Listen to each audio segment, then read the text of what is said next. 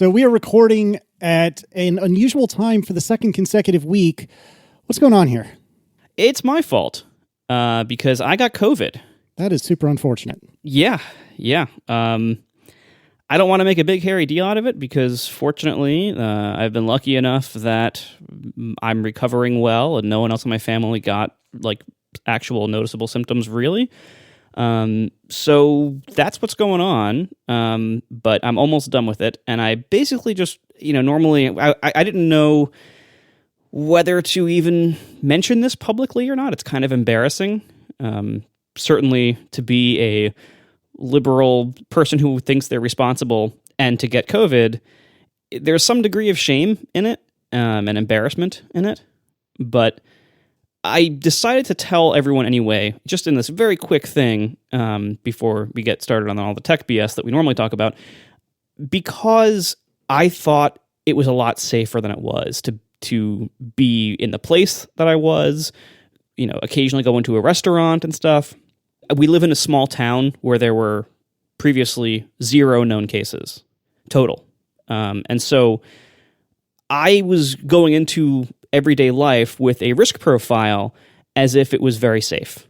And fortunately, it seems like almost no one in the town got it, as I had to make all those phone calls to everybody, which is not a fun thing to do, saying, hey, I got COVID and I saw you sometime last week, so you might want to get tested. I was under the continued assumption in my mind that I was still at the same risk level as I was in the summertime. And the reason I'm saying this publicly on this show is that I want all of you out there to not make the same mistake I did and assume that you're currently at the same risk level that you were at in the summertime. I hadn't been paying enough attention to what's been going on recently. It is everywhere right now. Anything you were doing to keep yourself safe in April, you should be doing now. Things should be way more shut down than they are, based on number of cases, exposure everywhere in huge parts of the at least the US. I haven't been paying attention to much of the rest of the world yet. Be careful. Be more careful than you have been all summer, because what's out there right now is way riskier and in way higher numbers than you might have been assuming these last few months. So please, everyone, please be careful. Like, we're lucky. It seems like, I'm almost done with it. It seems like no one else got it from us, thank God. If any of these things went a little bit differently, it could have been a lot worse. And so please learn from my lack of accurate risk assessment and really be very careful. We're heading into Thanksgiving. My family has canceled our plans for obvious reasons. A lot of people are doing the same thing. I would suggest considering that. Because, again, we're lucky that our symptoms were mild and that we didn't seem to infect anyone else along the way. But that could have been very different. So, yeah, please, everyone, please be careful out there. I just want to add that I don't think you have anything to be ashamed of. Like, I think that, despite all the measures that we've all taken to try to do what we think is right, we're like, I would guess that every single person probably in the entire United States, maybe even in the world, has been in scenarios where the only reason they didn't get infected is because nobody around them was infected. Like, it is very difficult to sort of never put yourself in a situation where you might get infected. All of us are relying on basically luck to say, well, that one time when I hung out in too close quarters for too long while walking the dog with somebody, the only reason I didn't get it is because my neighbor Jill didn't have COVID. Right? Or the only reason I didn't give it to Jill at that point is that I didn't have COVID. Nobody is 100% safe 100% of the time. So we're all trying to do the best we can. And the fact that you got unlucky, unless you're doing something egregious like going to bars every night, which you weren't, I think you shouldn't feel ashamed of anything. It's bad luck. We're glad you pulled through, right? And I think all of us, if you think, oh, well, that happened to Marco, but he wasn't careful. Nobody is careful enough to be sure that they're not going to get it unless they're just living like a hermit and literally never leaving. And then even then, who knows? So if you think you don't have to worry about it because you're not going to be a dummy like Marco wasn't a dummy, and it can happen to you too. Well, I was a little bit of a dummy in the sense that like we had been going to indoor restaurants sometimes because we thought our town was safe, like, and the reality is like I've, through all my, contact tracing that I've been doing, I have found almost nobody else who had it at all. I have my likely risk narrowed down to like one interaction with one person who had it that lasted about a minute. Mm-hmm. And that, as far as I can tell, is the most likely place I got it. And it's that easy. Like, that's all it could be. But the thing is, a little light doesn't go on your ear that tells you when you've been infected. So you're just guessing, and it's the best you can do. Like, every time I go to the supermarket, I think, look, I've been going to the supermarket because that's where the food is, and we do have to buy food. But there are other people here, and I'm trying to stay away from them, and everybody's wearing a mask in my town. So, like, we're doing all the best we can, and we hope the ventilation is good, and we're spaced out in line, and we're doing all the things. But the bottom line is, I know, just like for a fact, if I was unlucky and I paused too long to get the peanut butter and the person next to me breathed out real hard and they had COVID, like, it's just luck of the draw. You don't get it instantly from one little germ. The longer you spend, the more confined places. Like, we kind of know what the risk profile is, but I don't think any of us have the kind of life where we can say, I'm never going to go to the grocery store anymore, right? I'm never going to go outdoors anymore. Like, I'm certainly not living that way. I'm doing the best I can within the constraints that I have. But, for example, my wife goes to the office because she can't work from home at her job, and they've allowed people to go back in the office in limited amounts or whatever. Every time she goes into the office, she's bringing home everybody who was in that office with her in socially distanced mask scenarios, so on and so forth. So, unfortunately, there's no way to have zero risk, which is why I feel like you were doing more or less the best you can. Maybe you slacked off a little bit on going to the restaurants, which was a thing you didn't necessarily need to do or whatever, but I don't think you should feel shame about that, because the shame is not a useful thing, right? It's certainly not a great feeling, I'll tell you that. But and that's the shame of having to admit to myself and others that I got this, knowing that I didn't have 100% perfect safety record was something that I underestimated. Like, I underestimated how bad that would feel, and how much of a fool I would feel like in retrospect. Like, oh God, I got it. Like, I can't believe, why did we have to go to a restaurant? Like, I can't believe, even though, by the way, it seems like I didn't actually get it in the restaurant, but it's very strange. I mean, and if you think like the system will save you in some way, like will work for you in some way, will tell you when people have it, I can tell you, at least in New York, that's not happening. Guess how many contact tracers have gotten in touch from the county health departments? 0. Guess how much good the contact tracing app on my phone has done? 0 in either direction. I wasn't notified of any exposures, and I have, as far as I can tell, no way to submit my exposure. I'm lucky that I live in a small town and I know everybody. And so I've just been calling everybody and messaging everybody, and I contacted the mayor and the fire chief and everybody. Oh my goodness. Because it's a small town. Everyone knows each other. Everyone knows me. I know everyone. And so I was able to get in touch with probably almost everybody who I would have seen that week. And the only reason I found any other case of it was that some of the people I contacted told me, oh yeah, we got it a couple days ago. And I was like, oh, okay, thanks for letting me know.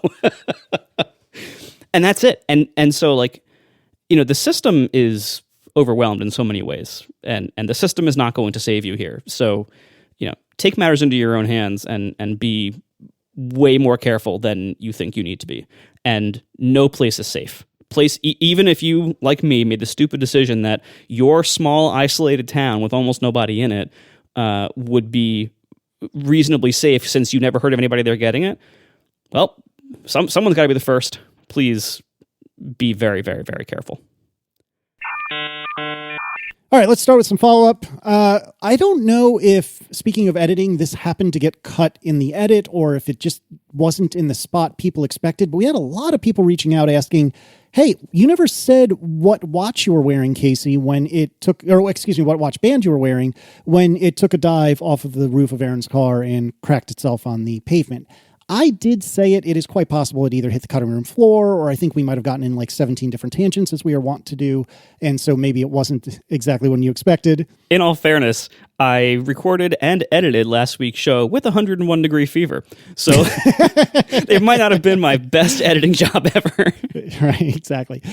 So if you wanted the answer to that question, you could have listened to the bootleg, and you can get access to that at atp.fm/join. But to directly answer the question, I was wearing, I always forget the name of it. It is the original like OG sport band, not the solo loop or the sport loop or whatever it is. Sport band. The sport band. So the one with the clasp. I cannot recall a time, and I wear the sport band almost always when I have a watch on, and I have a watch on almost always. I cannot recall a time that one has ever just fallen off of my wrist like that. And I swear to you it did. If either one of you two knuckleheads told me this story, I would have been like, yeah, right. But I swear to you, that's what happened. So, yeah, it was the traditional sport band. It's never happened to me before, and I don't expect it would ever happen again, but it was just colossally bad luck. So it is what it is. 1,000,001 shot, Doc. Exactly. I'm sure that's a reference. I don't know what to. All right. YouTube DL, my beloved command line app. It's back, baby. It's back on GitHub. This is such great news. This is extremely great news. So let me get the kind of compulsory disclaimer out of the way. I love GitHub, but GitHub has some troubling aspects to it. Most specifically, they continue to work with the United States really gross, Immigrations and Customs Enforcement, ICE. Wait, they do? Yes. In what context?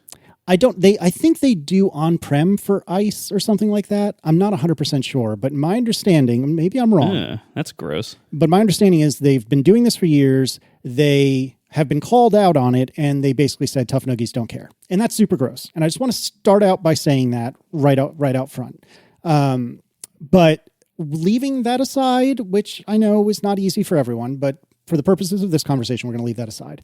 I am super pleased and excited about their response. So they put a blog post up a couple days ago as we record, and it is called Standing Up for Developers, YouTube DL is back. And in this, they talk about how it's a lot here, and it is worth reading. It's not that long a post, but there's a lot there. But basically, there was a DMCA takedown request that was, and jump in when you're ready, fellas, that was citing a specific clause that makes everything for GitHub a little more complicated. And I don't know if it's really pertinent what that clause was, but suffice to say, they had to go through a lot more process than normal. And working, I guess, with the EFF, the Electronic Frontier Foundation, they came to figure out, actually, this is not really a reasonable request. And so once there was a GitHub commit, which we'll put in the show notes, that fixed the thing that the RIAA was most upset about. Once that commit took out the code that the RIAA was, or really the URLs that the RIAA was upset about, GitHub reestablished or reinstated the official YouTube DL repository as though it had never left, which is super, super excellent news. I'm really, really excited about this. And beyond that, GitHub has said, we're going to change the way we handle these sorts of things.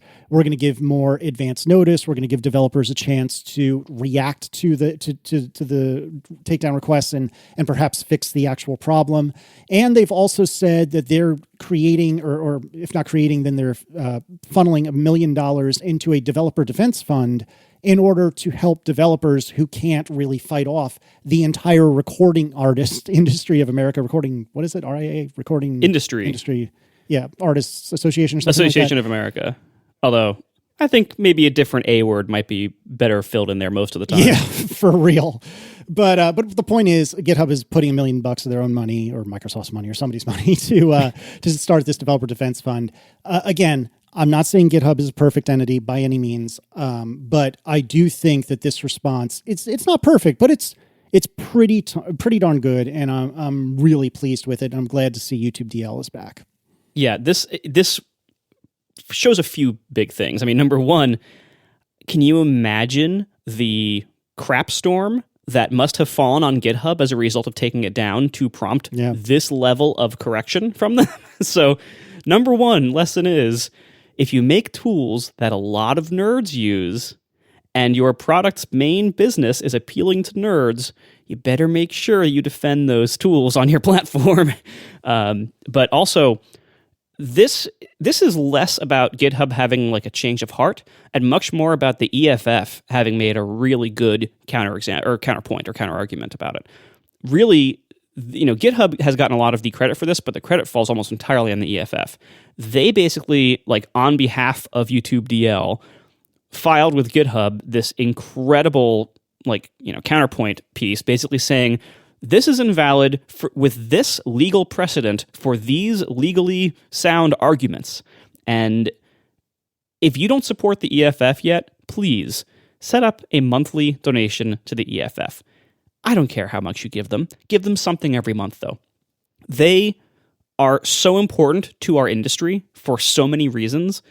They have fought in court many major battles that have benefited us. You're listening to this as a podcast. They've helped us directly by fighting podcast-related patent lawsuits and other BS people try to throw at podcasting. Chances are, our listeners out there, like, if you had to pick like one good cause to donate to that was maximally relevant to your field as a computer nerd, it's hard to find something better than the EFF to add to your list of who you give money to every month. So please add them to your list. But that being so, and I also, some charities have like, different kind of mixed bag records on things. Maybe you can feel good about some of the stuff they do, but not all the stuff they do. I can't think of a thing that EFF has been on the wrong side of. Like, I just can't. They are so above board, and if you are a nerd, chances are they represent your beliefs and priorities very well. So give to the EFF. Anyway, so yeah, what happened here basically was the EFF stepped in and said, okay, the reason that the RAA picked that said that the DMCA applied here doesn't actually apply. Here's a whole bunch of evidence to back that up. GitHub, undo this, please. And I assume that was one of many parts of the crap storm that GitHub was receiving that made them really turn around on this. And so it's a great victory, I think, for lots of things here. But in particular, we owe a great deal of thanks to the EFF. Yep, agreed. John, no thoughts? I'm surprised. No, I mean, everything came out well. Like, I think the most important role of things like EFF, I also give money to them, is because in our legal system, if you're just like the developer of YouTube DL, it is disproportionately onerous for you to try to fight this. That's why you need something like the EFF, who's staffed with, they have money from people who give them money, and they're staffed with people who do this type of fighting all the time.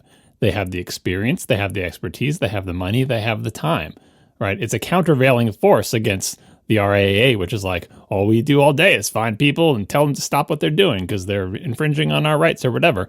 Sometimes they are infringing on the rights, sometimes they're not. But when they're not, it's so hard to fight back in any way. It's just too much, right? And I think some credit goes to Microsoft/GitHub for being open to the EFF's argument, because in the end, EFF can fight the battle, but Microsoft's on the line, or GitHub's on the line for hosting the stuff, right? So they also have to have sort of the corporate will and or the savvy to know that it's a really bad look if you're supposed to be like a haven for developers and then you just let them get screwed by the RAA, right? So it's some combination of pragmatism, but also some amount of being willing to read the EF argument and go with it, even though there are plenty of gray areas and you can say whatever you want, but until it's tested in a court, who knows, right? So I give some credit all around. I'm glad this came out the right way. It seems so ridiculous, though, like when we were talking about it, that like I kept thinking there was something I was missing about circumvention, but like, nope, I wasn't missing. I think it was just literally like the dumbest possible thing you can imagine. You've got URLs to copyrighted videos in your README and your test suite or whatever, and that's ridiculous. So I'm glad in the most extreme ridiculous case, we have enough people fighting the good fight to turn this around. Yep. No, this is very good news. I'm very excited about it. I think it was John last week had asked for somebody to find for us where it was that we did predictions on chip names, and Cameron Deerdorf came through with a link. So, John, who's the winner? It's Marco. He nailed it. He got the exact name, M1. When were we discussing this? Part of the reason we couldn't remember it, 2018.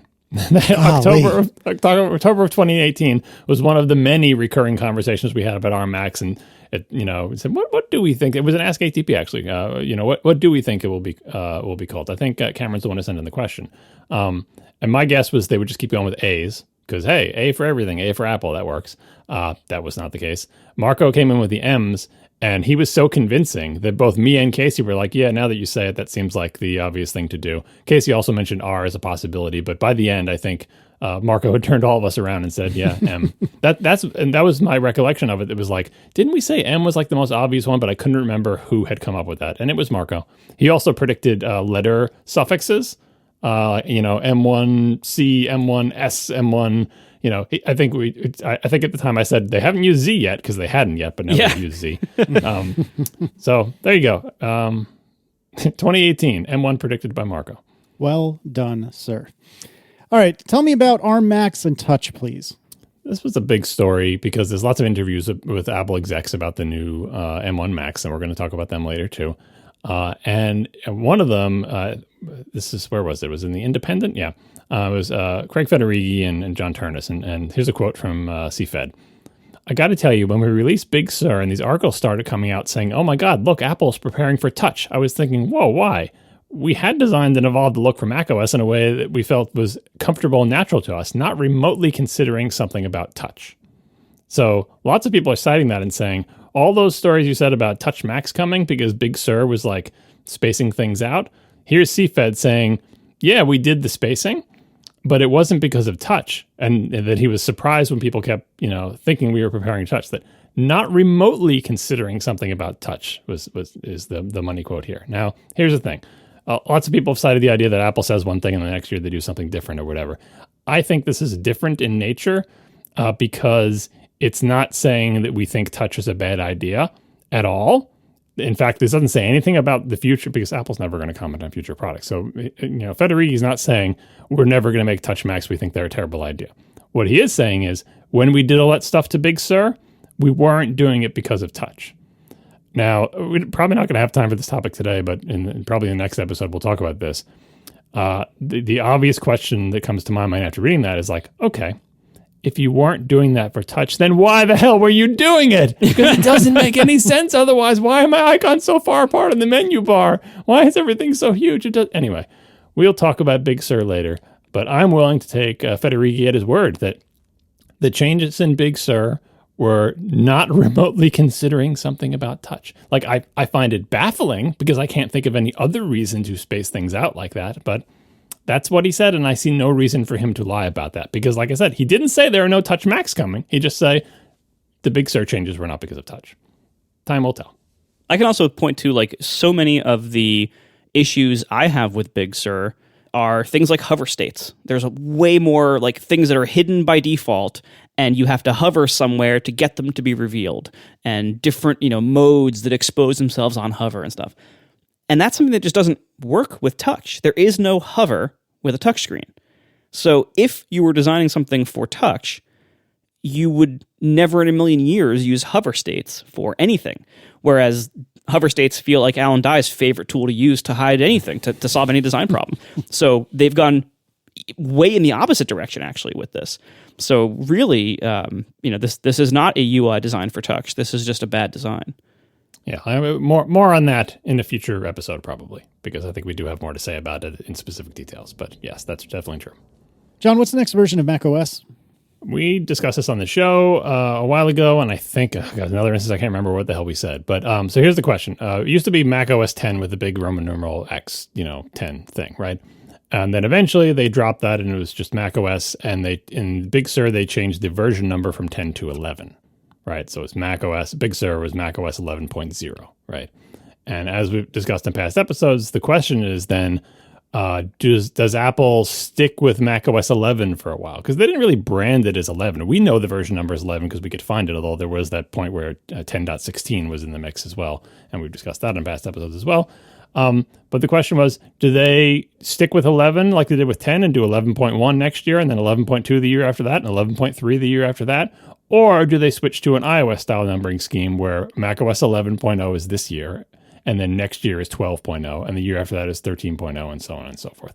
We think we have the answer to that question because Apple just released macOS 11.1 beta, which means they're probably going to spend the next year doing 11.2, 11.3, 11.4, and then next year they will do 12.0.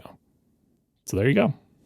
Problem solved. Yeah, I'm glad they're doing it this way. I think it'll make things a lot simpler to conceptualize and discuss and market, even though it is going to be a little bit weird that they're going to be offset from iOS forever now. Like, it's never going to match they up. They could skip numbers and catch up. You know, they could sync them up if they wanted.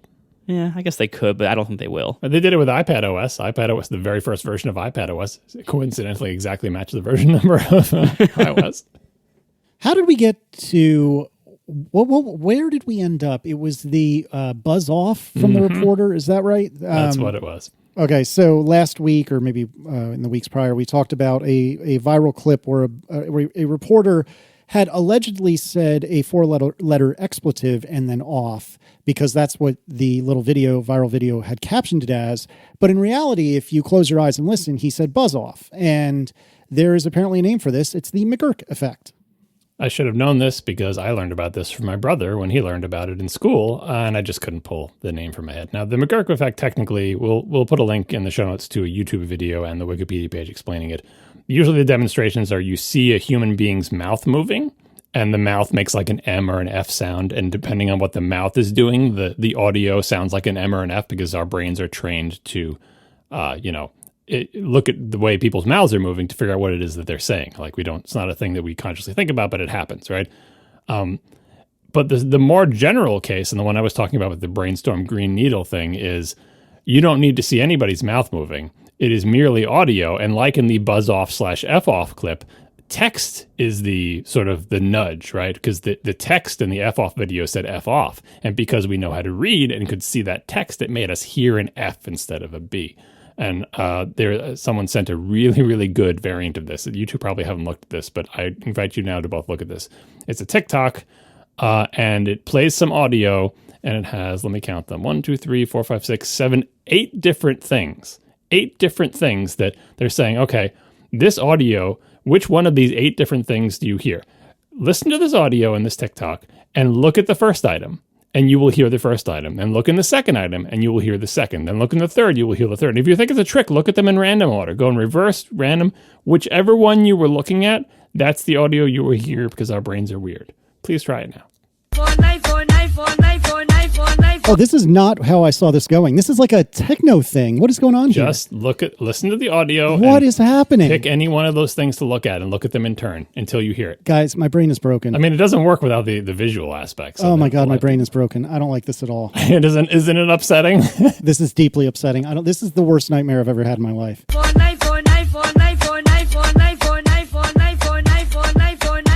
Oh my God. That is deeply upsetting. It's terrifying. Oh geez, that's messed Why up. did you do this to me? It's like those optical illusions that no matter, that even once you know the trick, you cannot see it the right way because our brain's just like, no, that one is in shadow and that one's in light and they're clearly not the same color. And it's like, you can show yourself that they're the same color with, like convince yourself with a little cutout and a piece of paper. When you take it away, your brain's like, yeah, no, you're never going to see them as the same color. And this is one of those things. Just we know how to read and we've been doing it our whole life. And you just look at one of those words and you will hear it. As clear as day, you'll hear it. That is deeply upsetting. Listeners, if Marco hasn't already piped it into the episode, don't click the link. Don't do it because it is nightmare fuel. Oh my God, that's so terrifying. Oh, wow, that's wild. That is very cool, but extremely terrifying. And now that we've embedded TikTok in our show, it is time for TikTok to die. Like that's now like Isn't that the rules? The boring old people have come in and taken it over, and now it's no longer relevant to young people. Our government is bored with that, so don't worry about it. We are sponsored this week by ExpressVPN.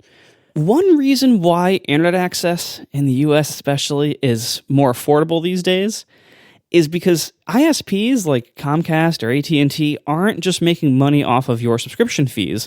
They're also making money from spying on your internet activity and selling your history and data to big tech and ad companies. So what's the best way to make sure 100% of your data is encrypted and that your ISP can't see what you're doing? You guessed it, a VPN. ExpressVPN creates a secure tunnel between all your devices and the internet so that everything you do online is encrypted through that tunnel. And it basically reroutes your connection through that tunnel to their servers. So the way there, your ISP can't see it. Your ISP only sees that you are connected to ExpressVPN, to one of their servers, but nothing beyond that, like what you're using that connection for. And it's not just for your phone or your computer. ExpressVPN works on all of your devices, tablets, smart TVs, even your router. So your entire family can always stay protected. And it's super simple to use. You just open up the ExpressVPN app, you tap one button to connect, and that's it. And I've personally enjoyed using ExpressVPN while I can travel also, back when you could travel, because it's incredibly fast. So I was able to watch video from my home video account, and I didn't even notice it was running over a VPN. It was just so fast. So your data is your business. Protect it at expressvpn.com/ATP.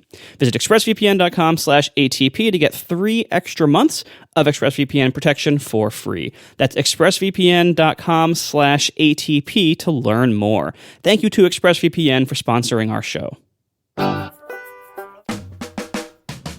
All right, I have a weird discovery that I'd like to walk you guys through, and this came from me doing my middle of the month, taking all of my photos off my phone tea ceremony. And so if you recall, the process by which I do this is I use photos, although as it turns out I could use image capture. I use photos to create a new photos library on my Mac. I have it download or import all of the photos on my iPhone. I then export the unmodified originals. Then I run my bespoke Swift command line app to send those to the Synology, renamed and filed as I see fit. And then I will typically use image capture to go into my phone and just bulk delete the photos that I don't want, that I've just, imported, right? Makes sense so far? So I went to do this, and I couldn't delete any of my photos in image capture. And for the first time, when I don't recall ever having seen this before, next to Casey Liss's iPhone, it had a little cloud icon. Well, that's weird. I wonder what that's about. But I was on my laptop at the time, which I just upgraded to Big Sur. So I thought, okay, I'll just try again. The next time I'm at my iMac Pro. So the next day, I sit down on my iMac Pro, and I go to do the same thing. I go to hook up my iPhone to image capture, and I look, and it's got a cloud icon. Well, what's that about? Do you guys happen to know what that's about? Do you not have your phone set to download all originals to your phone? Do you have it set to optimize storage? Well, but that doesn't matter because I don't use iCloud Photo Library. Do you use Photo Stream? Yeah, do you have Photo Stream on or off? I do, but it's always been on. That's always been the case.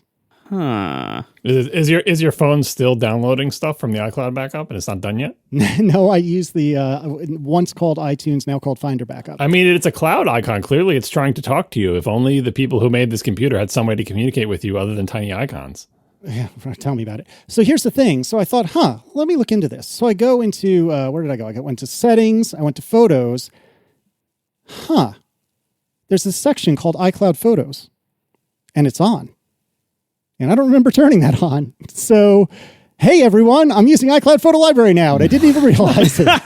So I think what had happened was during launch day, I forget specifically what it was, but I remember in the haste of switching phones and downloading everything and so on and so forth, I got told that, my iCloud is running out of storage. And I'm starting to use iCloud these days, not for iCloud Photo Library. Well, I am, as it turns out, but I didn't know it.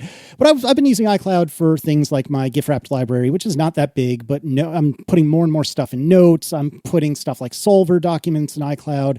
And so I'm using more iCloud than I had been. And so in the haste of just getting through this, day of transfers and so on and so forth, I said, okay, fine, just give me the $1 plan, whatever, fine. And I guess maybe during that process, it decided to opt me into iCloud Photos. Maybe I tapped something and I didn't realize it. I'm not here to say that Apple did anything nefarious, but it was just funny to me that apparently, unbeknownst to me, I am now using iCloud Photo Library for all my images going forward. So the next step, which I haven't done yet, is to actually embrace it and set up a proper photos library on my Mac and start sucking in all the stuff from the Synology and so on and so forth. But given the amount of grief I've gotten about not using iCloud Photo Libraries, imagine my own surprise when I go to that settings screen and see, I'm using iCloud Photo Library. Who knew? I didn't. Your accidental activation actually has a nice side effect because within your current workflow, the thing where you take your photos off your phone once a month, during that month, the photos, if without iCloud Photo Library, are just on your phone. So if you drop your phone into a lake halfway through the month, you lost 15 days worth of pictures that are on your phone. But now, those are in the cloud for you. So there you go.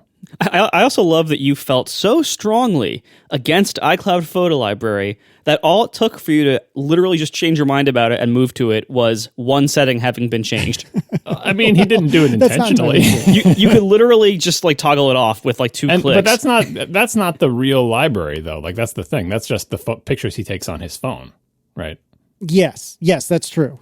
And baby steps. Yeah, it's baby steps. It's like, and so it's like you're like a picture of conviction here. Like, I'm not going to use iCloud Photo Library, damn it. Unless I accidentally turn it on and I'm unaware of it. Yeah, I guess now I'm all in.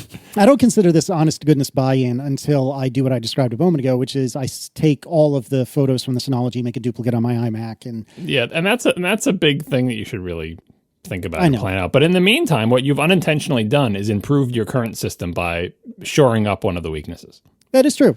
So I thought that was quite funny. Please do not give me any more grief about it. The point was to have a good laugh with me and then everyone be quiet, please. Okay. Yeah, that'll work. I have some other new things in my life. I ordered new Apple Watches for Aaron and I.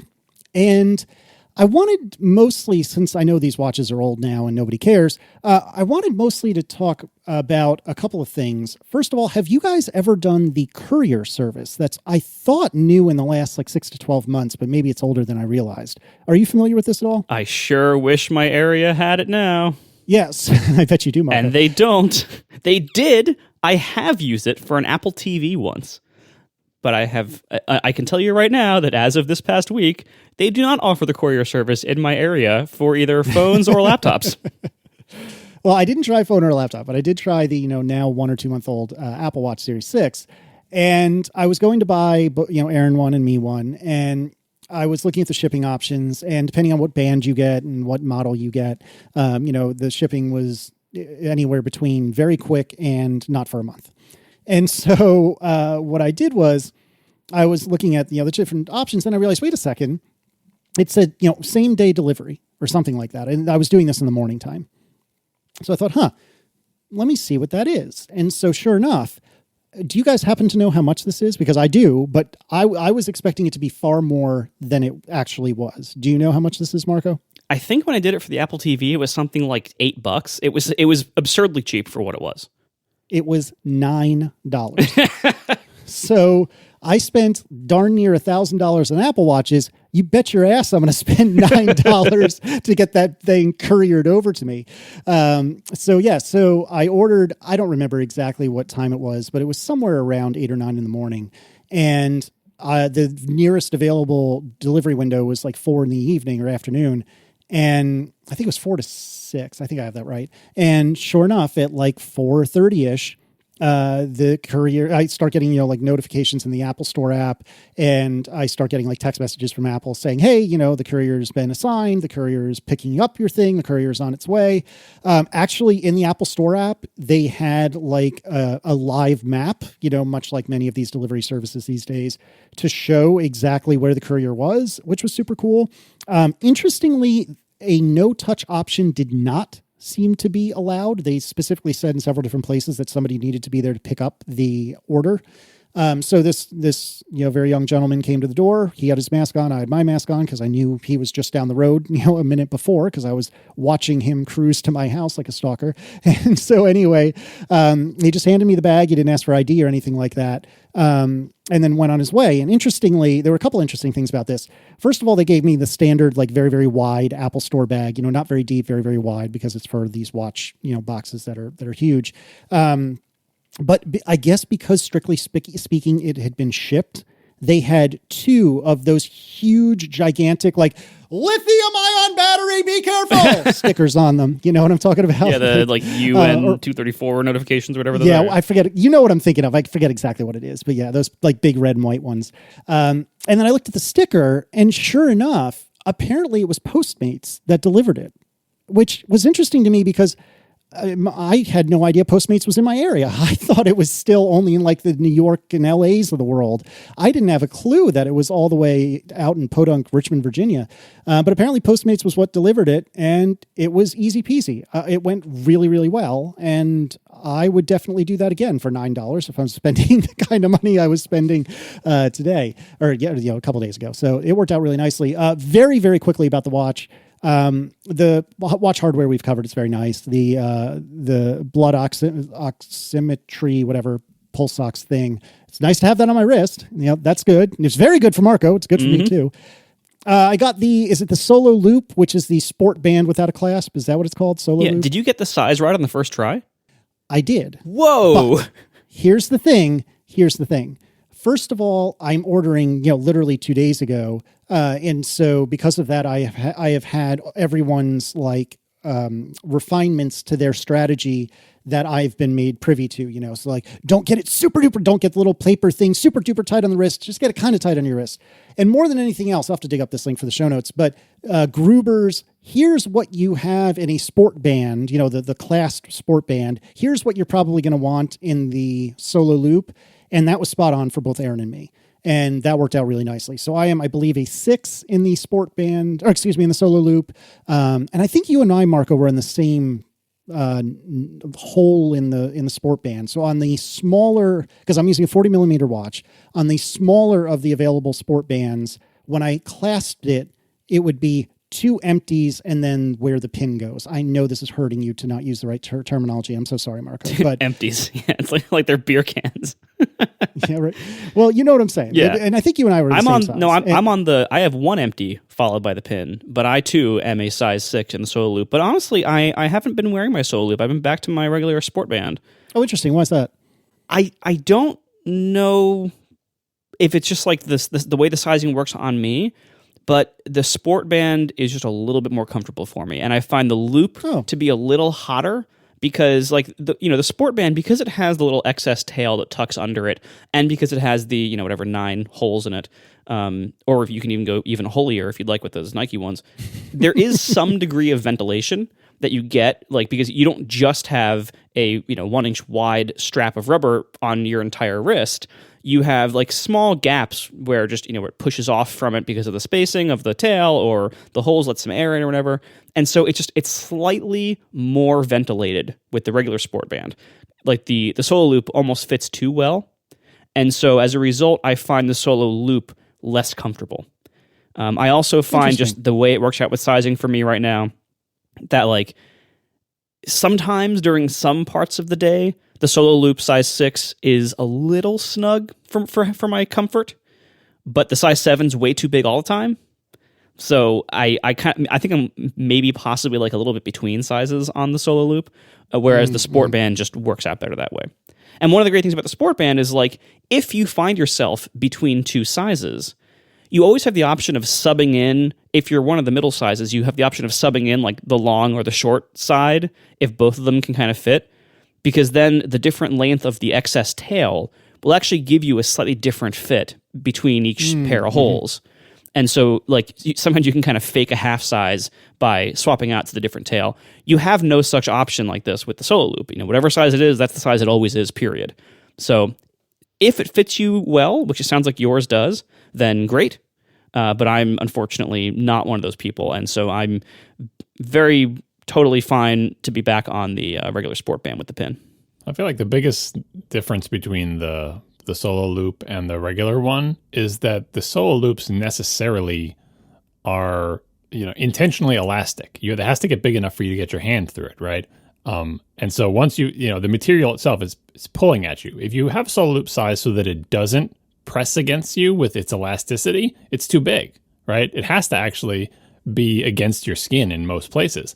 But a Solo Loop that is against your skin, unless you are extremely lucky, is actually, its elasticity is pressing it against your skin. Whereas if you get a regular thing sized the right way, I feel like a regular thing that doesn't have as much elasticity, if you get that sized right, it doesn't feel like the elasticity of the band is causing it to squeeze your wrist, right? It's whatever hole you put it in, and it's not going to get in, it's not trying to get any smaller than the hole you put it in. Whereas the Solo Loop is always trying to get a little bit smaller if it's snug on your wrists. So I can imagine, as someone who can't stand having anything on their wrist, that even that just tiny bit of elasticity makes it feel like the band wants to be smaller than it is, and that can be annoying. Yeah, mine fits ever so slightly looser than I would prefer, because I actually prefer it to be a little bit tighter, but it's not to the point that it bothers me or that I notice it most of the time. Getting the watch on and off is fine. I use the Studio Neat dock, one of the original Studio Neat docks, so I don't have any issues with laying it flat on the charger because the charger is held upright. All in all, I really like the Solo Loop. It is a lot lighter than the Sport Band, which in and of itself, I mean, day to day, I don't really notice, but you can tell the difference if you're paying any attention. But I really like the Solo Loop more than I expected. And hypothetically, the next time I wash Aaron's car, my watch won't go catapulting off my wrist, which would be an improvement. Very quickly, the brightness of the watch, I feel like I do notice, particularly in the daylight.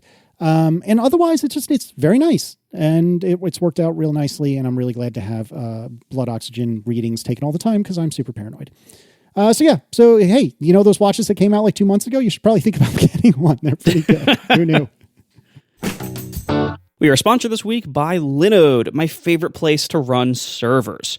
Whether you're working on a personal project or managing an enterprise's infrastructure, you deserve simple, affordable, and accessible cloud computing solutions that allow you to take your project to the next level. Simplify your cloud infrastructure with Linode's Linux virtual machines and develop, deploy, and scale your modern applications faster and easier. I personally host almost anything I do online these days. Everything that has servers, I host that on Linode. I've been a Linode customer for almost a decade now, long before they sponsored anything I did, because I looked around and I did my research and I tried out some hosts, and they're the best. It's simple as that, and I've been with them the entire time since then, because not only did they start being the best almost a decade ago, but they've continued to be the best that entire time. I've used a lot of web hosts in my career. Linode is by far my favorite one. They have great pricing, great support, amazing capabilities. It's just great. They have 11 data centers worldwide, all sorts of things that you might need, from general needs to specialty needs. They have a new S3-compatible object storage system. See all this for yourself with $100 in free credit at linode.com/ATP. Or you can also text ATP to 474747, and you will get instant access to that $100 in free credit. So once again, linode.com/ATP. Go there, create your free account there today, or text ATP to 474747 and get started today on Linode. I love Linode. It is my favorite web host by far. If you need to run servers for whatever your needs might be, check out Linode today. Once again, linode.com/ATP or text ATP to 474747 and get access to $100 in free credit. Thank you so much to Linode for hosting all my stuff and sponsoring our show. All right, let's move on and talk about M1 Mac performance, if we can, please. So since we've last recorded, embargoes have dropped. Geeks have been benched, I guess I should say. And as it turns out, everyone is saying, holy smokes, these things are fast. So break this down for me, one of you. Maybe we can start with Marco. Are these really that fast? Is it possible for these to be that fast? It sure is, and they sure are. And it's amazing. So, I was kind of extrapolating in last week's show based on the A14 scores in Geekbench, and then knowing that the M1 had twice the performance cores, basically trying to extrapolate, what do we think the performance will be?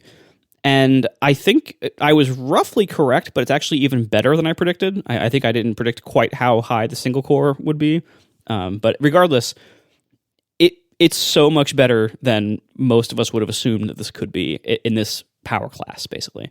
The M1s that we have right now, we basically have the same computer in three different enclosures. It's not that different between the Mac Mini, the 13-inch MacBook Pro, and the MacBook Air that we have.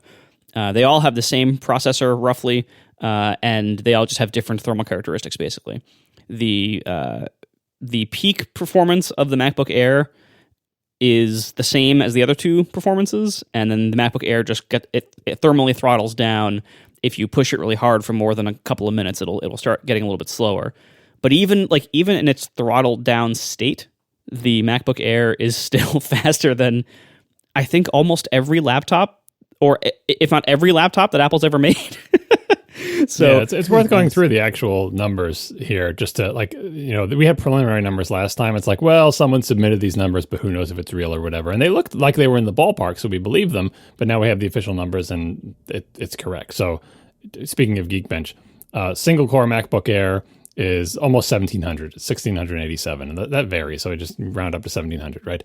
The previous champion single core performance was 1,200 and change for the iMac, the 5K iMac with the low core count or whatever. So single core, it's big, right? Multi-core, as Marco predicted last time, the only things that can beat it are the things that either have more cores or are much bigger and hotter CPUs with the same number of cores. So the only thing faster in multi-core is the iMac Pro, the Mac Pro, and the 5K iMac with 8 cores, right?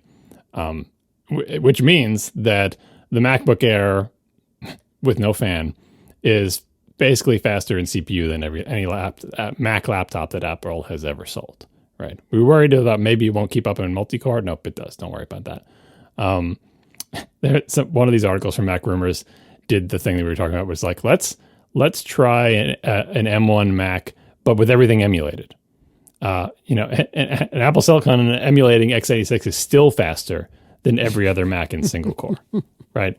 Just, that's how big the lead is in single core. When you add the overhead of emulation, nope, it's still the fastest Mac ever. So if you're worried like, oh, I'm going to get an M1 Mac, but if I use mostly programs that haven't been ported, they'll be slow. No, they will still be faster than literally every other Mac in single core ever. Like the Mac Pro, anything. Name any Mac at any price. It's ridiculous, right? Like Matt Panzerino TechCrunch did the benchmark we were asking for, which is, what about unzipping, although he should have spelled zip with an X, XIP. What about unzipping Xcode? Is it fast at that? And we were wondering, is that I/O bound? Is it multi-threaded? Blah, blah, blah. No, it's super fast at that. The M1 Macs are the fastest Macs you can buy if your goal is to unzip multi-gigabyte Xcode things. They're taking somewhere around 5 minutes, whereas a Mac Pro was taking 10 minutes. It's really ridiculous. The disk speed, our predictions on that were more or less correct as well. It's basically twice as fast as the old one because, as Marco said last week, the old one was slow. The old one wasn't great SSD, right? But even just compared to the best SSDs available in other Macs, the M1 Macs have really good I/O performance. So if you're waiting for us to get to the downsides of these machines, don't hold your breath because they're exactly as impressive as we thought they would be. And honestly, this is like third degree, backlash to the backlash to the backlash. I still remain surprised that people who are not in the Apple industry are surprised because it's like they hadn't been paying attention. It's like they haven't been listening to ACP for 5 years, right? Every time a phone would come out, we would look at the phone, and the beginning was like, let's make fun of John's 10-year-old computer by saying, oh, I got a new phone and my phone has a faster CPU than your 2008 Mac Pro, right? And then eventually it was, the new phones have faster single-core performance than any of our Macs. And then eventually it was, the new phones have faster single-core performance than any Mac you can buy at any price, right? That all happened, right? So to think that they were going to introduce a Mac that was somehow slower than that didn't make any sense. We always knew it was going to be like this. It's just a question of how much and to what degree, right? And so it still doesn't take away from the performance, but that's why I think you see some of the stories where people's initial reaction, kind of like the initial iPhone reaction from BlackBerry, which I think Gruber cited, it was like, this can't be real. Like, because if you're not paying attention to Apple and you just tangentially catch wind of this story and they're like, Apple releases a new Mac laptop with no fan that is faster than any Mac laptop ever sold, and it costs $999. You're like, whatever. That's ridiculous. It must be some custom tailored benchmark thing. Nope. They really, really are that fast. Some more fun stuff from Panzer's review. One of the tests was rendering 5 minutes of 8K video at 60 frames per second. The M1 MacBook Pro used extremely little power to do this task. Just 70% of its battery was used to output an 81 gigabyte 8K render, right? So they rendered this thing. This is not about we're not saying time, because timing was good too, but it's saying how much battery do you use to render out this 8K file. The MacBook Pro, this is the M1 MacBook Pro, not the MacBook Air, use 70% of its battery to do this. The 13-inch MacBook Pro with an Intel processor could not even finish the task on one battery charge. So it used more than 100% of its. It's like, this is what we talk about performance. It's like, yeah, but does performance really matter? Battery life matter?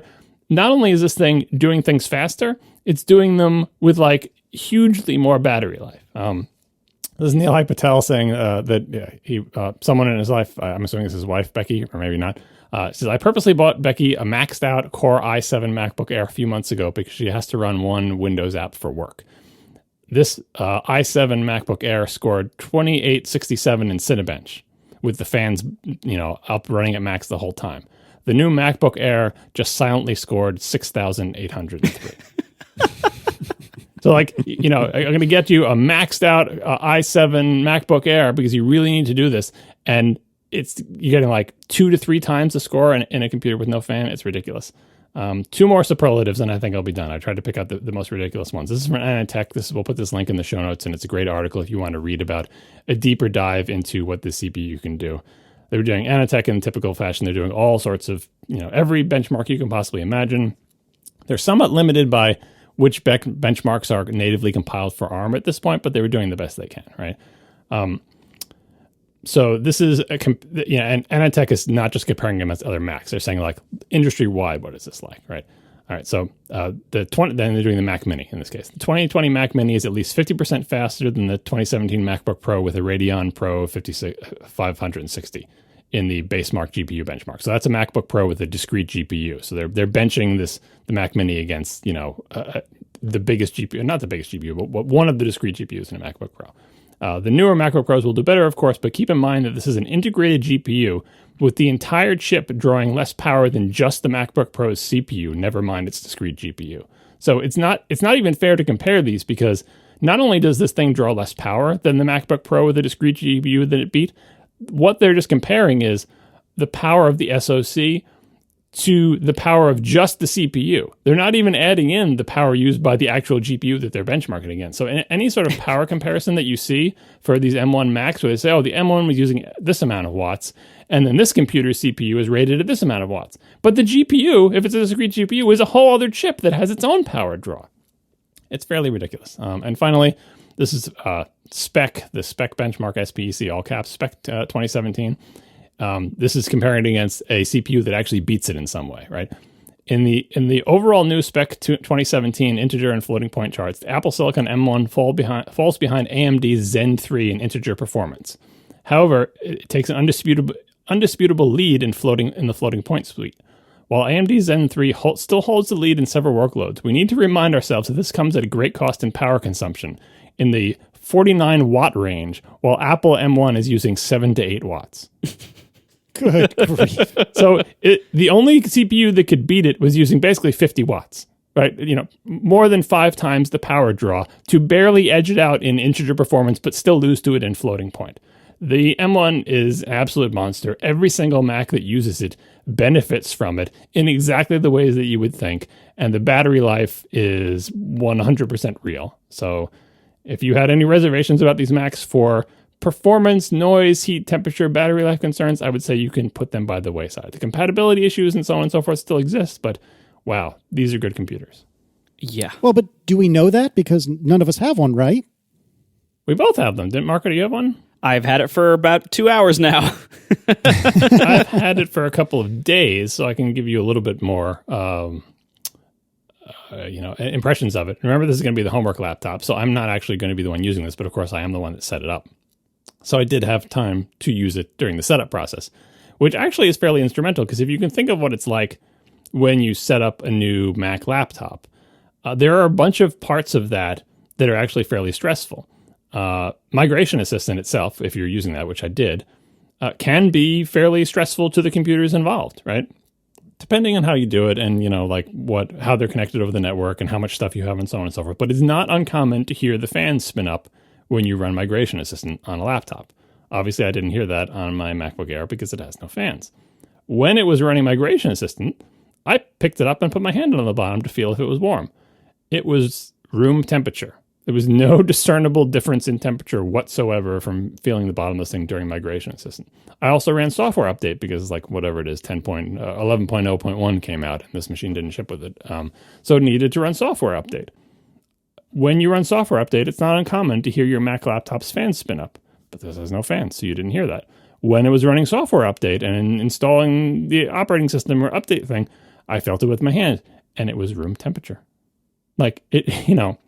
It's not to say that these things can't get warm. So there's plenty of YouTube videos you can watch. It's like, okay, now I'm going to run this massive CPU, GPU benchmark for 20 minutes at a time. How hot does it get? It does get warm, but A, not nearly as warm as an Intel laptop, and B, the thermal throttling penalty of this MacBook Air seems to be about 15 to 20% in worst case scenario. as measured by work output. So one of the ones I saw was doing like a Cinebench benchmark, and I did the same benchmark over and over and over and over again to see how the performance dropped. So the first one was about 15% higher than like the 10th run, right? And remember that 15%, think of that 15% you're losing for thermal throttling in light of how much faster this MacBook Air is than all those other things we just listed before. It's almost nothing. And then the MacBook Pro and the Mini don't throttle at all, seemingly. Not only did the MacBook Pro and Mini not throttle at all, supposedly, but the fans apparently are so low RPM that you can't even hear them. Gruber claimed to literally have never heard the fan, which is a claim that I can understand as a fellow old person with Marco's Airport Extreme that he gave me, that has a fan in it, ostensibly, but I literally cannot hear it. Like, you can make everybody in the house be totally quiet, and I can shove my ear like up to the thing. I can't hear the fan. And so I'm willing to believe that there is a fan, but that it can't be heard by 40-something-year-old people in a normal house, right? So it's all pretty amazing. The thing that Craig Federighi was bragging about in the keynote about Wake from Sleep, I tested that. And it's like, the thing about that is I have a work laptop I use all the time. When I lift the lid on my work laptop, the screen comes on instantly. So I'm like, well, what do they mean by wake from sleep instantly? The problem with a work laptop, it's all locked down, right? So I have to type in my password or use Touch ID or whatever to unlock it anyway, right? Because if you close the lid, it locks up, right? But I'm like, when I lift my laptop lid, the screen always comes on instantly. So how much faster can that be? The thing that I had not accounted for, and I mostly blamed on weird work stuff where I have to connect to the VPN, and I don't know what I was blaming on, but I just assume, this is just always slow because of work stuff. But whatever it is, on this new MacBook Air, the thing that is blowing me away is how fast it unlocks with Touch ID. I'm in my work laptop. I'm forever putting my finger on the Touch ID thing and then just waiting. And my finger is just on it. I'm like, come on. See that my finger's there. See it. See my finger. See it. Unlock. There it goes. Okay. My finger spends so much time on that Touch ID sensor on my work laptop because I'm waiting for the computer. Like, the screen is on. I lift the lid, the screen is on instantly, and I see my little face and the little thing that says type your password or use Touch ID. And I put my finger on the thing immediately, and then I got to wait for the computer to get around to deciding to scan my finger. This MacBook Air, it's like if you brush your finger against the thing, it unlocks. Like, it is always ready to read your finger. It's like a phone. When we had phones with Touch ID, you'd take out your phone and put your finger on the Touch ID thing, and it would unlock instantly. You wouldn't wait around with your thumb on the Touch ID sensor going, come on, phone, come on, read my finger. Oh, there it unlocked. This is like that, and it is glorious. Do you have it there with you right now? No, my kids have it. Next time you have it, try changing the screen resolution. Oh, is it non-native? It's instant. There is no flash. There's no fade through black. What? It's just boom. It's as if you're resizing a window. I got to try that. Yeah, I set it up for them just to finish my story. I did the migration assistant, put all the stuff on it. Everything worked flawlessly. All the software, like I launched the first Intel app. It prompted me to install Rosetta. I did. It installed it. It ran. Like, compatibility has been 100% perfect. Even before I started downloading the ARM optimized versions of various apps. I'm sure there are caveats for, depending on what app you use. Maybe it doesn't work that way. If you're doing development work with a bunch of Unity stuff and none of that is ported, those are all absolute valid concerns. But for my specific use case, was just have a laptop that kids can use to do schoolwork on. You would never know this wasn't Intel. It is so fast. Everything runs fine. And it's just like, my kids were looking at it, they're like, why'd you get another one of the same laptop? I'm like, it's not. It's not. It couldn't be any different. I don't think they've noticed that the fan isn't there, but like, if your kids are on like Zoom all day, like, the fans kick on, right? It's just annoying to have the fans going and just have that not be an issue and not have it get hot, because it shouldn't be. All they're doing all day is they're using web browsers, they're in Zoom, they're maybe launching Google Docs or Microsoft Word. That's all they do. This is super light work. I should never hear the fan on that Intel one, and I do. And this one, no fan, very fast. I love it. Thumbs up right up until the kids drop down the stairs and break it. We have some real-time follow-up from Jason Snell, who says, and I'm quoting, "Holy hell, that display resolution change is instant." Yeah, I'm telling you, like, it isn't something you do very often, but it's like, you know what it looks like from all the other Macs. It fades to black for a second.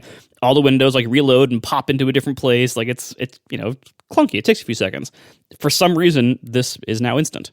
it's just this is and it's so weird because it's not as if iOS devices have a specially optimized path for resolution change, because they never. I mean, I guess they do when you change the zoom factor, but that's like just doesn't like all of Springboard restart when you do that? Yeah, I don't know. Well, here's the thing. Like all bets are off in terms of what the expected behavior of a Mac is, because as I tried to express to my kids, even though it looks the same on the outside and it's got the same keyboard and a very similar screen, what's inside is like entirely changed. It's not just that they took one chip out and replaced it with a different one. Everything is different. All of those chips that control the I/O and the RAM, like if you can just compare the motherboards. I'd be surprised that if there's only a handful of chips that are in common for things like Wi-Fi or whatever, but who knows, right? It's just an entirely different machine. It's very much like an iPad shoved into a Mac's case, right? But that's a good thing. And so the sort of performance characteristics, or what's slow and what's fast, or what it can do with what amount of effort, it's just an entirely new set of rules that we'll just have to get used to.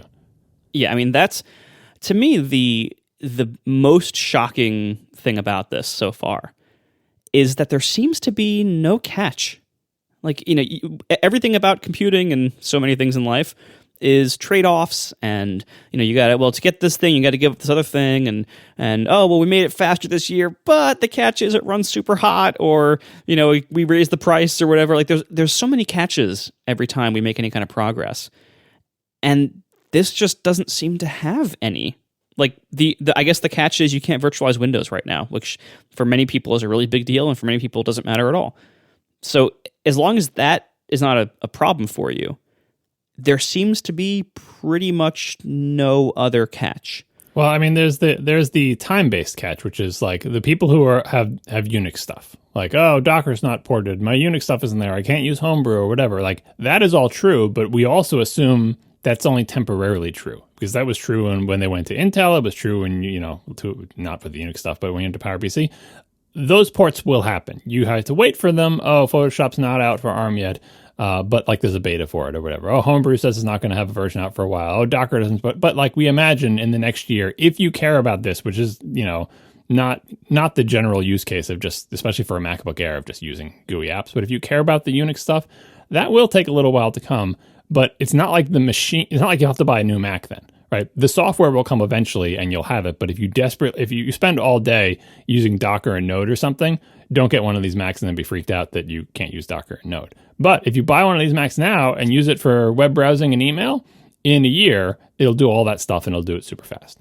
Yeah, and the only other major downside is that like not the entire lineup has this as an option yet. If you want a desktop with a built-in screen like an iMac, or you want an expandable desktop like a Mac Pro, or you want a 15-inch laptop or a 13-inch with all the ports and everything, like they don't satisfy those needs right now. But they will. Like give it a year, and I think we're going to have almost all those major needs solved. Like I bet by this time in 2021, we're going to have the 16-inch, we're going to have the iMac, like we're going to have most of the range covered. And, yes, there's going to be machines with more than 16 gigs of RAM. Like they're going to get to that. But it seems like so far there's, and what John just said, that's a big thing, having the software be a little bit shaky for a while as everybody adds compatibility to everything is going to take a while. It always does. This is the nature of a transition. But on day one, it's really good. And it feels unreal.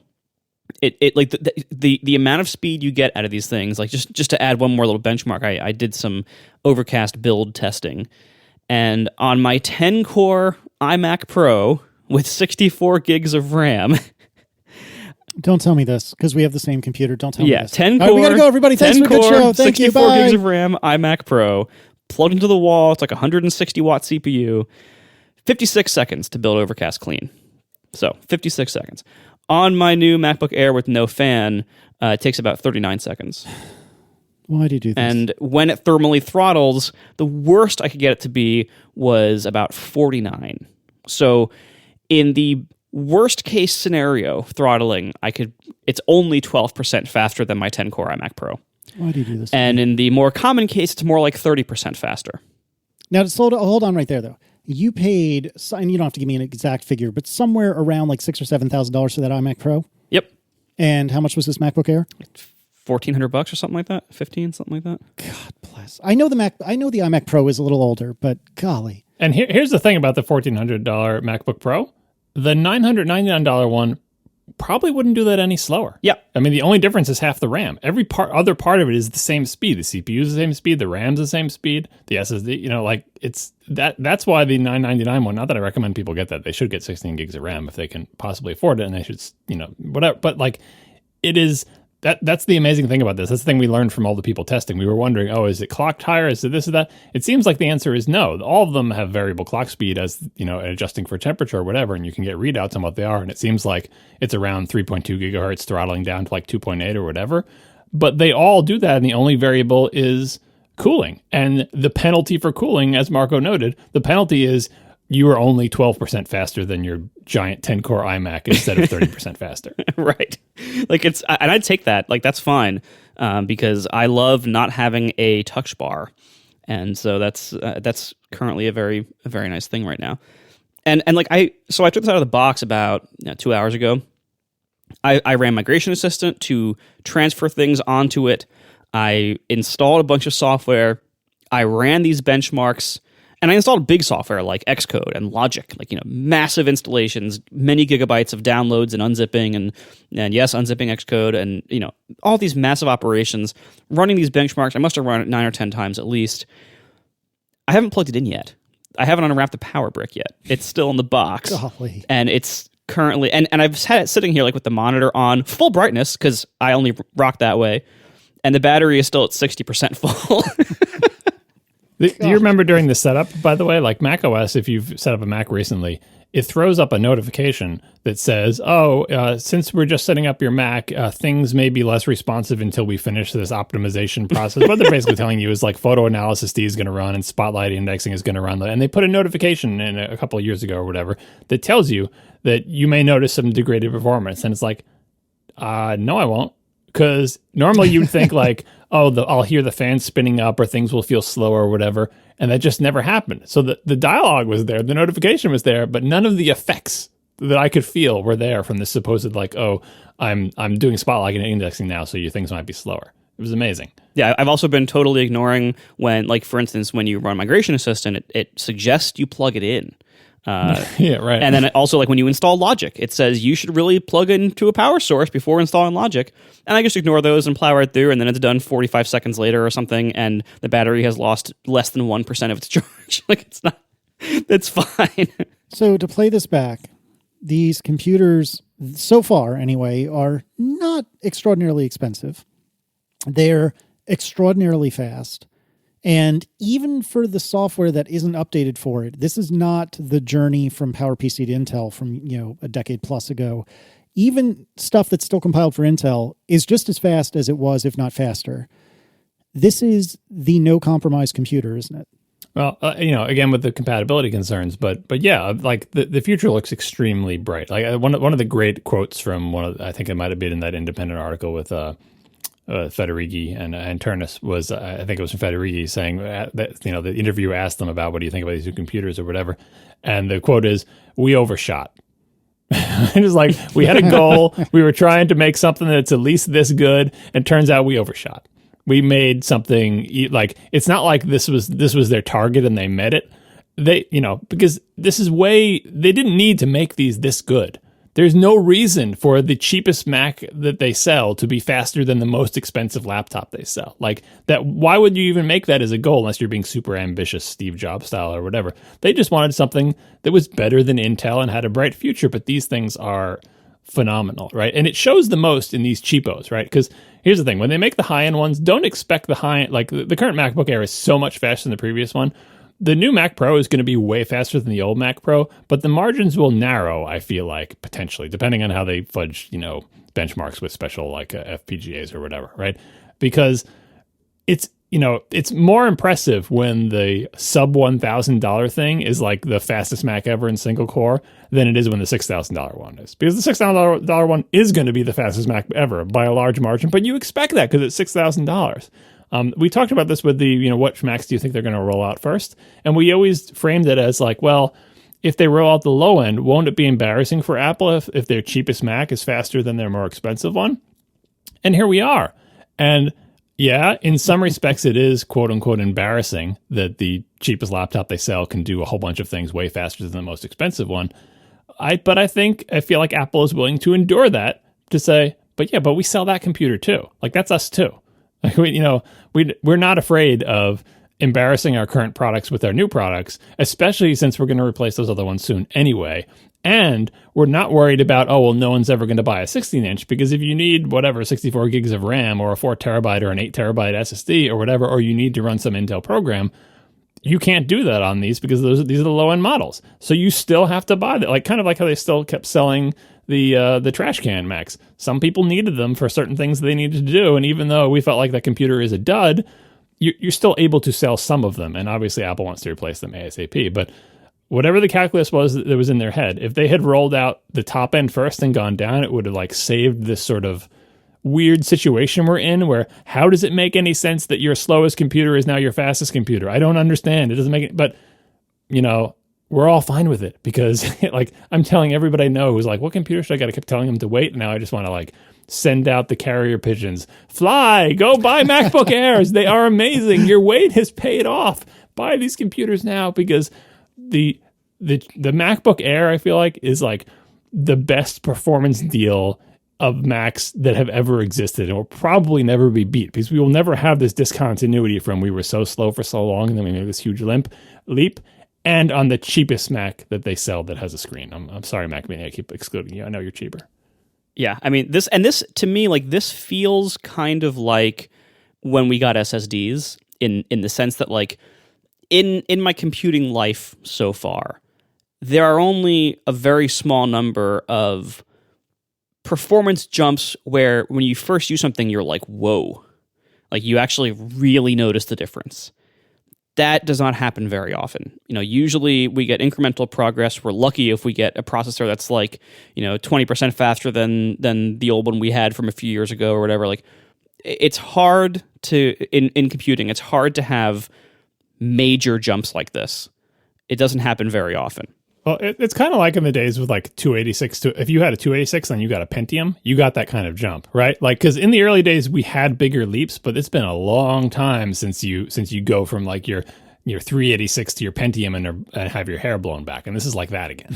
Exactly, and the only time I can think of in recent memory that we had a jump like this was when we went to SSDs. But going to SSDs was a very long and painful and expensive transition in many fronts. Yeah, and they were expensive. You had an SSD, you had to get a tiny one, and they cost $1 bajillion. So yeah, it was amazing, but the reason it took so long is because they cost so much money. You're like, well, but I've got a lot of data. I can't get an SSD. This is like if SSDs came out and they were cheaper than spinning hard drives for the same number of bytes. Yeah, cheaper and way faster. That's my first SSD was 160 gigs. And so, I had you had to split it up. You had to have all right, we'll have the SSD for the OS and maybe the cache folder for Bridge or Photoshop or whatever. And then you'd put your main data on your hard drive so it's not to take up all the expensive SSD space. And you had all these hacks and everything, and it was a long, painful transition before and many people still haven't fully made the transition because it's so expensive. Still, SSDs are still way more expensive than hard drives even today. This is on that level of a transition in terms of how meaningful it is to the performance and balance of these computers. Except the downside is way less, way less, and the downside will be totally gone within probably a year. The main downside is basically what John said earlier. Not all the software works yet, but that's going to be gone soon. Not all the software works at maximum speed. Some software doesn't work at all, for the Unix stuff that needs to be compiled. But, regular Mac programs, if you're listening to this and you don't know what Unix is, don't worry about it, right? Because regular Mac programs, you don't need them to do anything. Just run the Intel versions. It's fine. Yeah. But this is just such an incredible gain. I'm so just as a Mac fan and as a fan of computers, this is so exciting to me. I'm so happy with this. It has blown me away, and I will, once the big ones come out, I do still I think want to be in the 16-inch size class for my laptop needs. So once that comes out, I will probably go back to that size. But I am super excited for this to progress and to keep going, to see what the rest of the lineup looks like.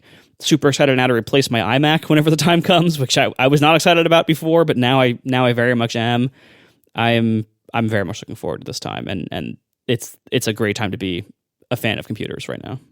One other fun benchmark that Panzer did was he did an app launch thing, which is a thing that I used to do in macOS 10 versions to see because they would brag about improving app launch or whatever. So he's got a dock lined up at the bottom of his computer with a ton of apps in it, like spreading the whole width of his screen. And he just takes his cursor from right to left and goes click, click, click, click, and clicks each one of the apps, right? and just goes from one end to the other and launches all the apps, right? And they bounce like once, like one bounce done, one bounce done. Like as he clicks, behind him, the apps are all finishing as his cursor moves along. It's phenomenal. It's like, how are they launching that fast? Why? Is it just the CPU? Is the SSD a little faster? Maybe the stuff got pulled into cache, but it's only got 8 gigs of RAM. Like, it's inexplicably fast. Like, it's phenomenally fast. Now, some of that is the new computer effect, right? And some of it is if you've launched them before, you get cached or whatever. But I can tell you from long experience of doing that exact experiment, I've never seen performance like that, even on SSD Macs, right? So whatever Apple's doing, keep doing it. We are sponsored this week by Squarespace. Start building your website today at squarespace.com/ATP. Enter offer code ATP at checkout to get 10% off. Make your next move with Squarespace. Squarespace is quite simply the best way to make a website. You need to make a website for something, whether it's your own project or someone else is asking you to make a site for them because you're the computer nerd in their life. Build it on Squarespace. You can start with a 100% free trial at squarespace.com/ATP. And you can start using it, and you will see for yourself how amazing Squarespace is, all without paying a dime or without giving them a credit card.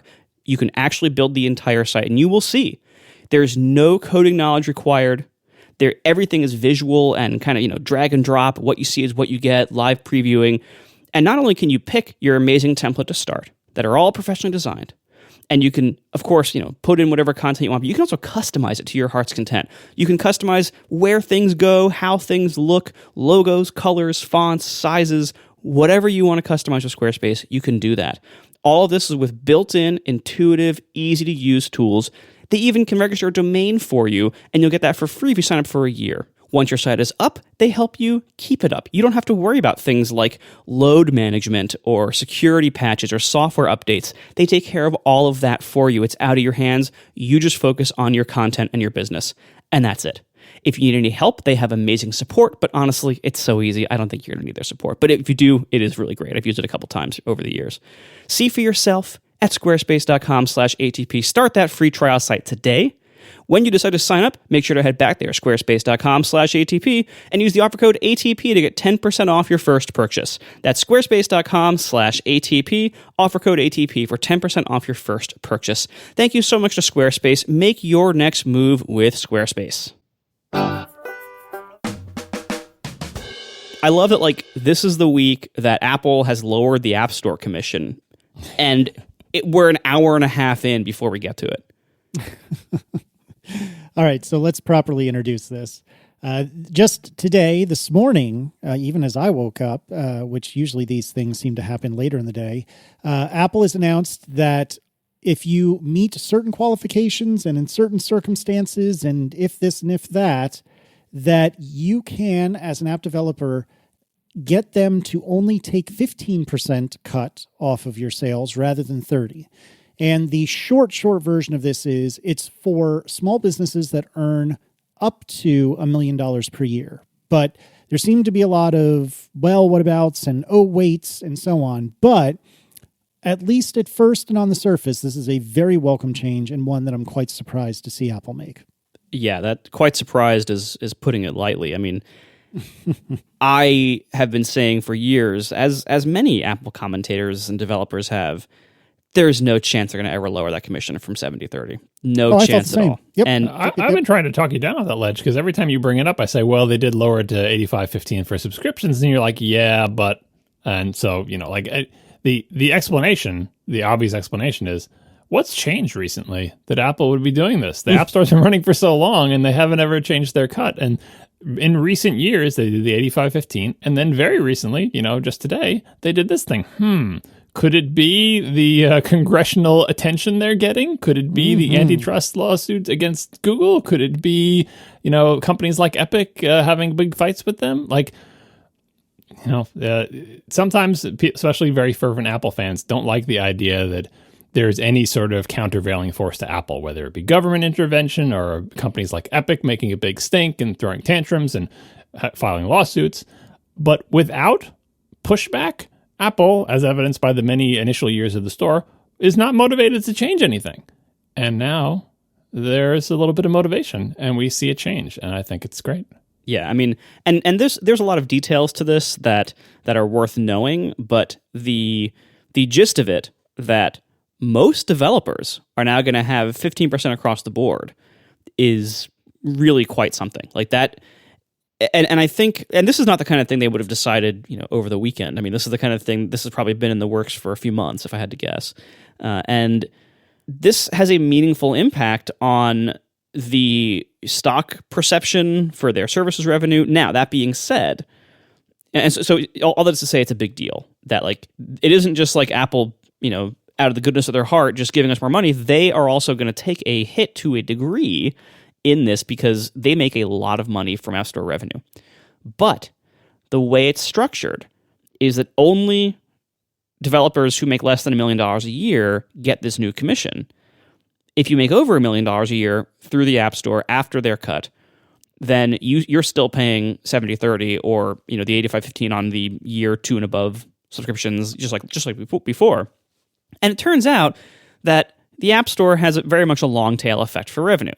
So if you look at the total amount of money that Apple is going to keep at the end of the day, most of that money comes from a small number of very, very big, very profitable companies and apps and games and stuff. So Apple, this is not a huge amount of sweat off Apple's back, because most of the money they make from the App Store are from the Epics and Netflixes and HBOs of the world. It's from those massive companies, and the commission on all those things is not going to change because those companies all make way more than $1 million a year from the App Store. What this does change is for that giant long tail of developers like me who make less than $1 million a year from the App Store, we just got a raise, basically. Again, this is something that I never would have expected Apple to do, because quite frankly, they didn't need to. There has been all this pressure on them for, antitrust regulation and everything, and all the big companies that are going to apply this pressure to them, they're not getting this cut because they make too much money. So this won't help them at all. And I don't think this will relieve a lot of pressure from Apple with the regulatory stuff, honestly. I think the only way to relieve that pressure is to allow other forms of in-app purchase in apps. That's it. Anything short of that is not going to relieve that antitrust pressure. But that's something I think that would cost Apple way more than this, because all those big companies would do it, and then Apple would lose all of their revenue.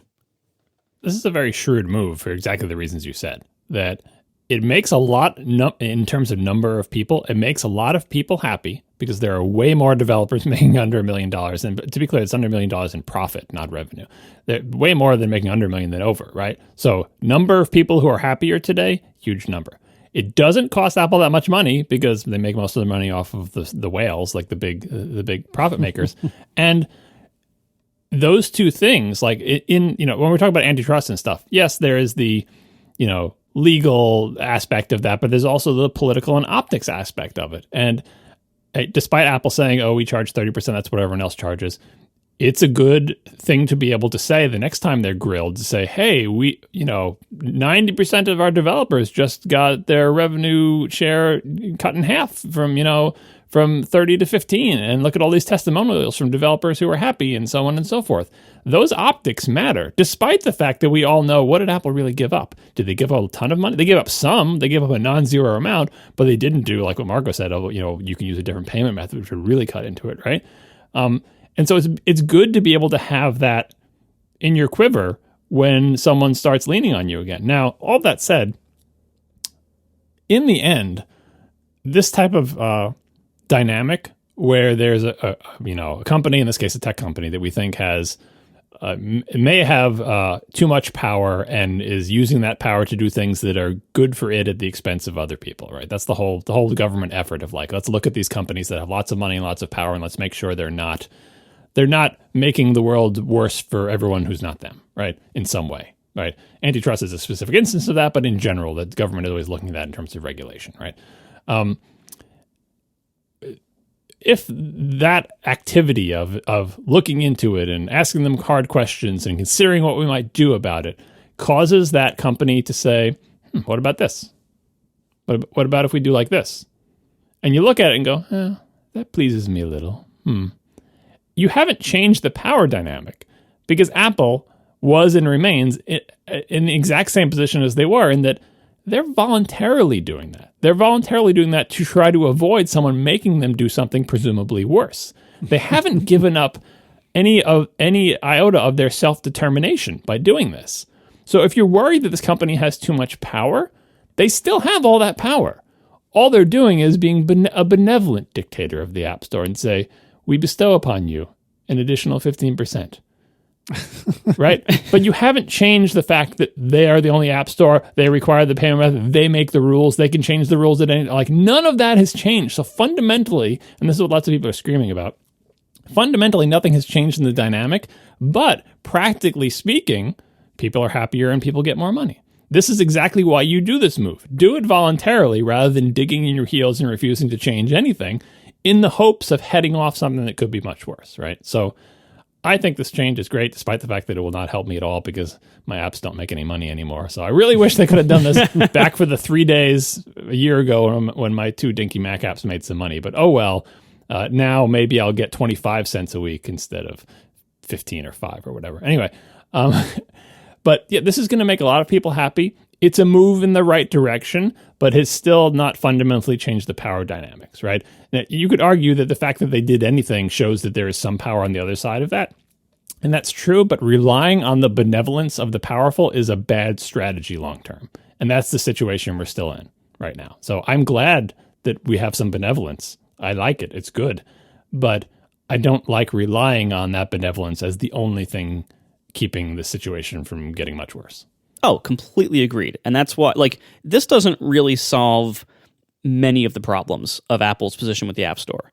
But it is nice. Like, to be on this side of it, it's just a nice thing for them to have done. And I know it's not, again, this is not charity. I know this was to serve a political purpose. And it will serve that purpose very well. You know, you think about the different angles of this. You know, they're now going to be able to say, you know, all the different small businesses and individuals they've helped with this, and how much they contribute to the economy with all these small businesses. Like, so as future antitrust pressure and government pressure and regulatory pressure, as more stuff falls on them in that area, they're going to be able to point to this and say, look at all the good we've done here for all these other small businesses.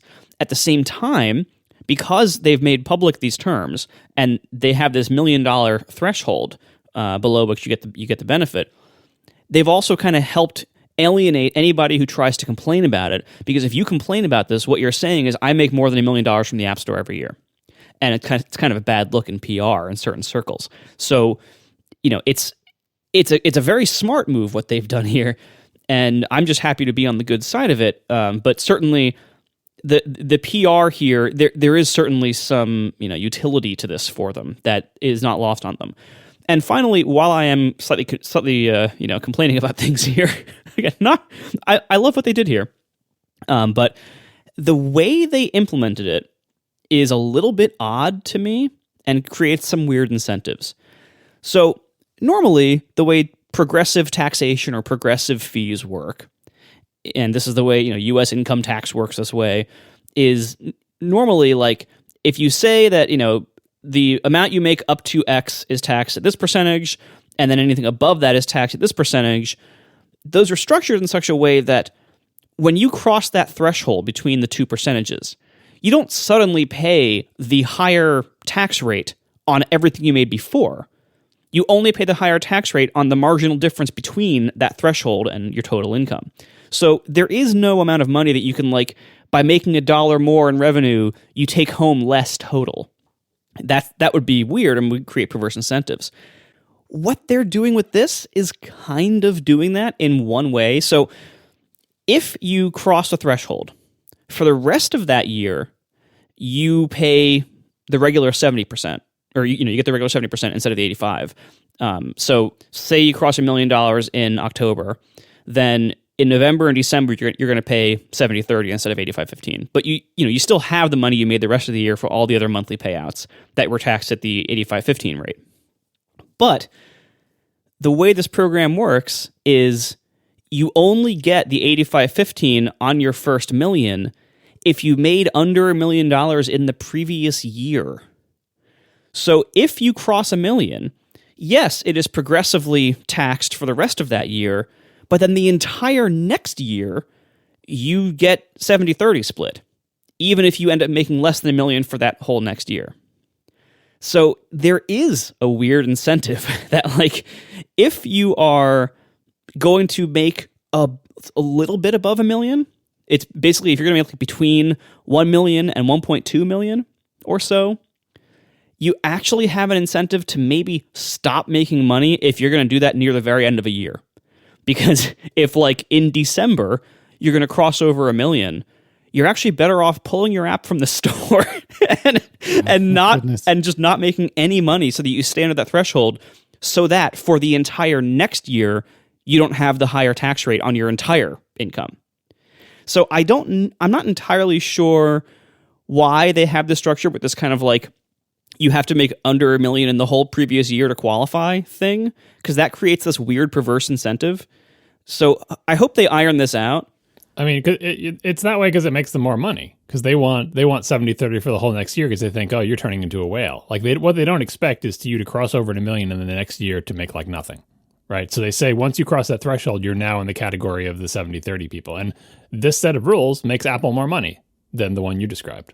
Exactly, but fair, right? That's the advantage. But like if they would just tax the first $1 million at 15% and then anything above that at 30, like that would be a much simpler system. And it's clear they know how to do that because they do that for the first year, right? That you were just describing. It's not like they don't have the ability to do that because of some quirk of their accounting system. No, they do that for the year when you cross $1 million. Right, and I think Microsoft even does that. Like there's some other store that does that for like their app store or something similar to that. So that, like, I don't know why they aren't doing it that way, which would eliminate any weird perverse incentives to not earn more money. But I hope that they have some very good reason for that, and that they can fix that reason and get rid of that weird limitation. Otherwise, This is a very good thing, and I'm very happy to see it.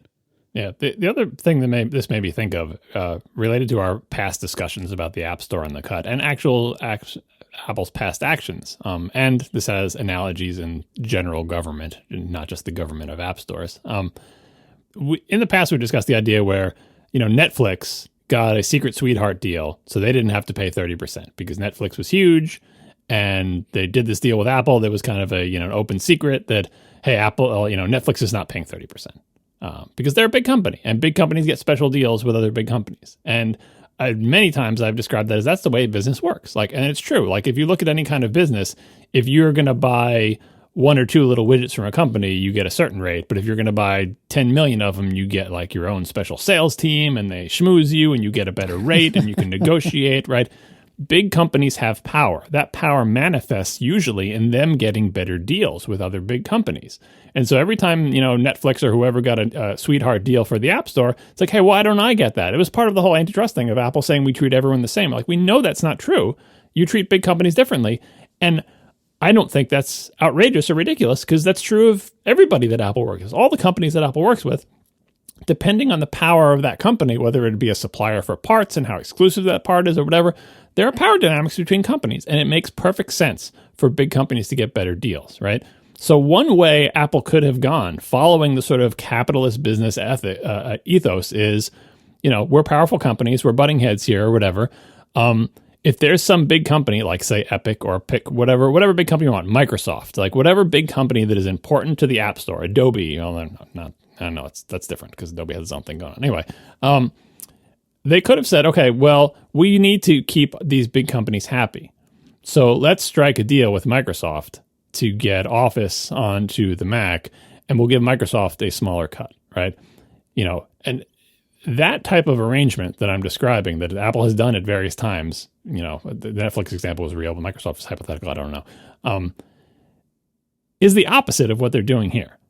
Because this is like saying, okay, on the App Store, we take a 30% cut. But once you make more than $1 million, we take a 15% cut. And if you make more than $1 billion, we take a 5% cut.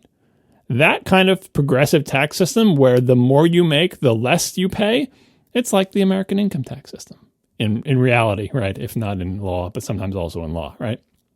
And that type of system makes a certain kind of sense that we're all used to, which is, oh, but they're Netflix. Of course they get a deal. You're not Netflix. You can't negotiate a special deal with Apple to get a lower rate. Why should you get a lower rate? And the argument from the people, from the little people, has been, but Netflix can afford to pay more. The 15% that I'm not getting and Netflix is getting is the difference between me being able to be an independent developer and me having to get a different job. Whereas with Netflix, it's a question of what their stock price is and their profitability and so on and so forth, right? So that's the argument we always make, is like that percentage means more to the smaller person, which is why I think most people agree that a more reasonable and fair tax system is, if you're making barely enough money to survive, you should have a lower tax rate than someone who's making gazillions of dollars, again, with the progressive tax rate.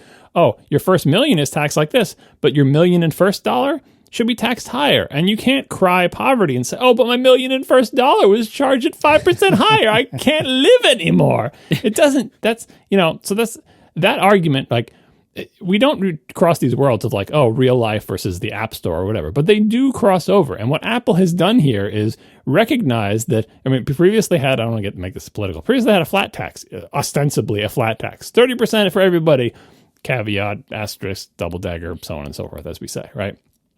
And one direction they could have gone is big companies are going to get bigger deals, and we're going to codify that. Like, we're not going to just do a special deal with Netflix. We're going to say, look, once you make $300 million, you're down to 5% cut, because we want big companies to sell lots in our store. That helps our revenue. That helps our stock price. And for all the things that we talked about, how this is actually like a very smart thing for Apple to do because it doesn't really hurt them, part of the goodness of this arrangement is the opposite of that. They are giving the cut to the people who need it the most, and the people who will hurt Apple the least. Like, that's right in there. But still, it doesn't change the fact that they're giving the cut to the people who need it the most numerous people, and the people for whom it will have the largest impact, right? And you think like, oh, $1 million. If you're making $1 million, you're rich. If you have a 5-person company, $1 million might not be enough to keep your head above water. So we can argue about what the right threshold is for a company selling software, right?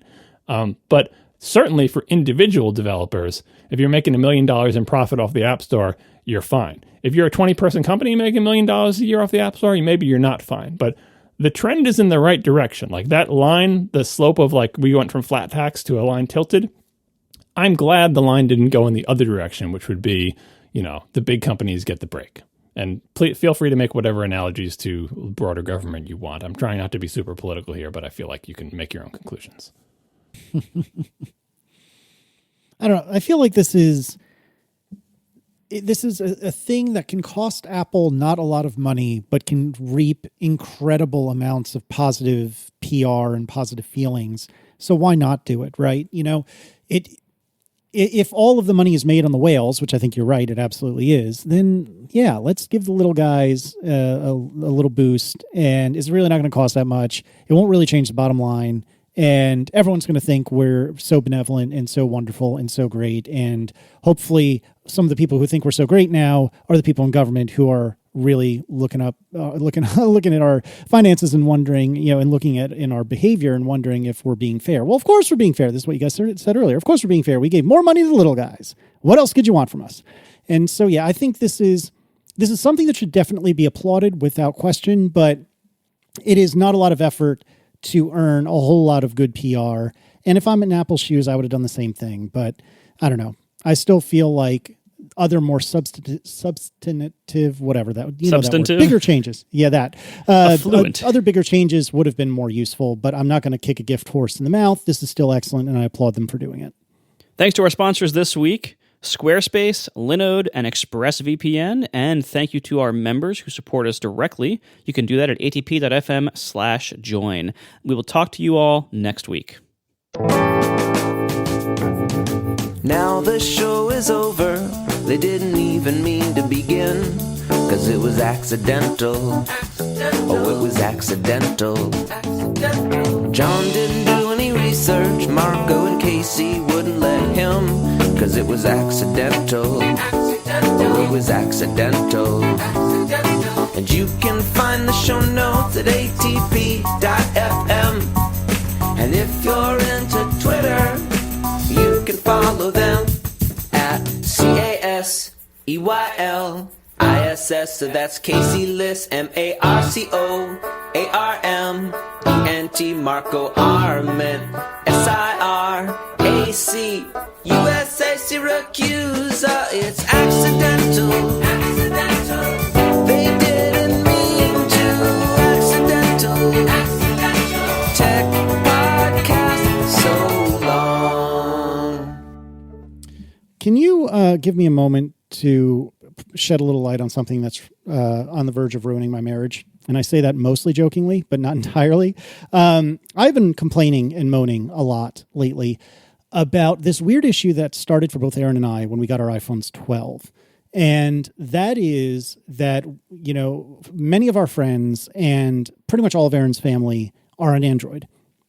And from what I can tell, when we are shooting SMSs back and forth between like one of us and one other Android person, everything works great. But in a lot of cases, we're in these group messages, which I believe are strictly speaking delivered over MMS. And these group messages are, you know, like 2 or 3 iPhone people and 2 or 3 Android people. And both of us are having consistent problems wherein one of us, well, we're not always in the same groups, but oftentimes we are. So like family groups, for example. And let's say there were 10 messages sent, iPhones and Android phones. My phone will receive 5 of them. Aaron's phone will receive 7 of them. And they are of course not the same, you know, 2 batches of text messages. I don't need to belabor the point, but Aaron has been lighting me up about this justifiably because she's missing messages from loved ones, from friends. She's been lighting me up about this for the 3 weeks, whatever it is, we've had our phones. I've been lighting up every Apple engineer I know saying, please fix this for the love of God. Aaron is mostly jokingly threatening to buy an Android phone. I think she's joking. I'm not sure she's joking. So if you're a person who works at Apple, I will put a feedback in the show notes. Can you please do something about this? Because it's driving me crazy. And I joke about it ruining my marriage, but seriously, it is killing the two of us. Can you please do something about this? Please and thank you. This is what Apple gets for not making FaceTime an open protocol or message. Like the SMS system, as we all know, is primitive and old and weird or whatever. But because it is the sort of open standard of messaging, if your phone doesn't work with it, your phone is broken. You're like, oh, well, iMessage is great. Yeah, but everyone doesn't have iMessage. It's like, well, why doesn't everyone have iMessage? Well, it's because it's just an Apple thing. Well, if you want everyone to have iMessage, you can't have it just be an Apple thing. And if you don't want everyone to have iMessage, you better make damn sure that the one thing everybody supposedly has, no, not WhatsApp, the one thing everybody has works. And in our country, that's SMS, the sort of lowest common denominator.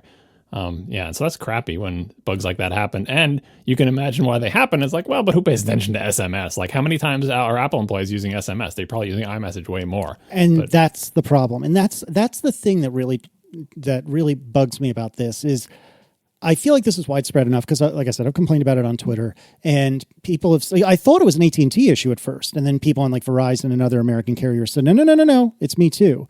And then I thought it was an American thing or something. And then people in Europe were like, no, it's me too. Then I thought it was an iPhone 12 thing. And some people on like iPhones 11 said, no, me too. But I talked to a couple of Apple people about it, and they were like, wow, I never send SMSs ever. And I'm like, oh my God, I cannot hit my face. I cannot face palm harder when I hear things like that, because it's like, this is the biggest issue I have with Apple is not dog fooding or not dog fooding everything. Like, yeah, they dog food iMessage, but they don't dog food SMS or group MMSs or anything like that. You know, does anyone at Apple really and truly use their tube and their assistant? Because anyone who has really and truly used their assistant knows it's a piece of garbage compared to other assistants. Or maybe that's the other side of this coin, is they dog food too much and they don't see what the other side of the fence looks like, and they don't see how much better the Amazon tube is than theirs. And it's very frustrating because here's a phone that is possibly my favorite iPhone ever, and I cannot reliably receive messages from friends and family. And like, it is an internet communicator. That was one of the 3 pillars, wasn't it? An internet communicator, and it is not communicating. It's driving me crazy. SMS isn't the internet. Yeah, fine.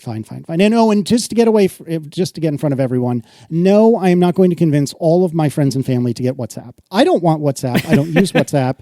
I do not have the clout, the wherewithal, the desire to convince everyone else I know to use WhatsApp. It's not happening. Those are boil the ocean strategies. Any strategy that involves getting everyone you're related to do anything related to technology is basically a no-go. Unless you're going to buy it all for them. And even then, if you were going to buy them all iPhones, I bet some of them would reject it.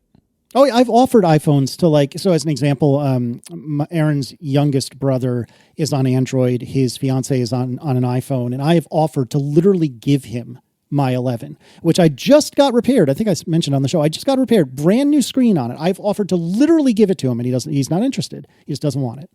So anyway, a couple of weeks ago, we made brief mention of this last episode, but it might have hit the cutting room floor. A few weeks ago, my name is T in the chat. Wrote something about what had ended up happening last week, but we didn't have time for it. And my name is T wrote, after show request for... I can't do this time. We keep bringing this up when we're 2 hours into an episode, and it's like, Marco, please summarize 10 years of podcasting. Oh my God. In the next 5 minutes. Fine. Let the record show I was interested to hear this. I have 4 Fisherman's Friend half cough drops left. I can't do a huge segment right now. What you've got here, Casey, is what I call one of the topics that ends up getting pushed down in the list. It's a big topic. If we're going to talk about 10 years of podcasting, we're going to need time to do it. It's also a little bit navel-gazy, and usually there's more pressing news. So these topics, there's a lot of them that I have like that end up in the topic list, and they just end up getting pushed down over time. And by leaving this in after show, it's like each time is like, this time we're going to be able to do it. Even if Marco was 100% healthy, 2 hours in is not the time to summarize 10 years of podcasting. So my name is T. It's a tall order for us to tackle your thing. We'd have to really wait for like the summer when there's no news, but we have so much friggin' Apple news that we don't probably have time to reminisce about being podcasters. Fine. All right, I tried again. Nobody loves me. It's okay. Do you want to just do titles then, or do you want to talk about your cases? I need to just tell the people about the cases because they keep asking me about it. All my cases haven't arrived. My iPhone 12 cases. I'm supposed to talk about iPhone 12 cases that have the bottom exposed and how much I like them and so on and so forth. But my order is I don't know what's taken so long. My one order said it's supposed to arrive in 15 business days, which I hadn't noticed before, and we haven't reached 15 business days. So it's not overdue yet, but I don't have all my cases. I have not found a case that I super duper like. I guess I can do a quick, brief review of the one I have. I got the Sena case, S-E-N-A. It's a leather case. It has an exposed bottom. It's got metal buttons. The metal buttons are textured, but I knew that going in because you could see it in the photos. Pros, the leather is super grippy and tacky. I love it. Like the Apple ones are always slippery when you first get them and then they get broken in. This one right out of the case, very grippy leather. And of course the bottom is exposed and it's good and the corners look good on it. They're not fraying or anything like that. Cons, the buttons are way too hard to press for me. If you like firm button presses, this is your phone because they are super firm presses. Like if you're worried about these buttons getting accidentally pressed in your pocket, probably not going to happen with these ones. But they are so hard to press that I almost immediately took this case off and just threw it away. One thing I noticed about the about that case in particular is when I got it, I noticed that when you look on the inside, like when you have no phone in it and you're looking at the inside of the case, which is all you're doing because you don't have a phone. Yes, that's why I had a lot of time to do this. Where the buttons are, the inside of the buttons is the same material and seemingly at the same thickness as the rest of the case. Whereas if you look at an Apple leather case, where the buttons are, there's like a thinner, like rubber kind of membrane material there instead of the whole full thickness leather. So I'm guessing that's something you need to look out for as like how to make the buttons feel better and be easier to press or not. Yeah. And so this is granted, it's a personal preference. And if you like stiff buttons, this is the one for you. I wanted them to be separate. Who likes stiff buttons? I don't know. Maybe if you have accidental presses a lot, you don't have to worry about this. But like, here's how stiff buttons manifest to be terrible. Like when I have my phone sitting on like the sideboard when I'm in the kitchen doing dishes and I want to turn the volume up and Apple's stupid AirPods don't provide a way to do that. I've got to walk into the Your watch does. Yeah, my what? I know. Anyway, I'm just saying. I got to walk into the other room, and what I want to do is just reach down. It's laying flat, face up on a little table thing. I just want to reach down to it and press the volume button. Seems like a simple task, but if it requires a ton of pressure, now I have to get a firmer grip, press hard, but make sure you don't have your opposing finger on the power button because you'll take a screenshot, and it's actually hard to do. Now, not so hard that I can't struggle, oh, my little muscles, I can't do it. It's just annoyingly stiff. I want to be able to just do it thoughtlessly, and now I have to like concentrate a little bit. The second thing is the texturing on the buttons is way rougher than I thought it would be. I thought it would be like kind of like a little bit rough or whatever. Like I wanted them to be smooth, but I'm like, oh, if they're a little textured, that's fine. But like, you could file your nails with this. You could probably, you could probably escape prison with one of these things. But just like rubbing it on the bars, eventually you'll get through. Very rough texture, and the buttons stick out sort of proud of the case a lot more than the Apple ones do. The Apple ones are recessed a little bit. So, they're not entirely recessed. They do stick out a little bit, but I like the more recessed thing. And finally, in terms of the leather quality, even though the feel of this is great and it's very tacky, which is what I want, the leather does seem to be, I don't know, thinner, or there's less of it or less durable, because I've already got like some mars on the back of it, some scratches that I can see. And the way the leather bunches around the curves, like it's not overall as nicely sort of gathered. I put a photo in the show notes. I don't know if we'll put it in show art or whatever, but it's like it's a picture of the Apple leather case showing the volume buttons and the cutout for the ring silent switch. And the Apple ones, every curve is just smooth. There's no like wrinkling or bunching like in any of the curved parts. Everything is rounded over. The buttons are recessed in a little rounded over area. This thing, the ring silent switch, is like someone just took a razor cookie cutter and went slam and just cut out a slice. The edges are sharp, and it's just like there is no sort of rounding over of it at all. It's just like they slice right through the thing. And so you can see all the different layers of the case, right? So that aspect of it is both, I feel like it feels a little bit cheaper, probably is less durable, and also doesn't look as nice. That said, it's still on the case because you know why? It's got an exposed bottom, and I like that.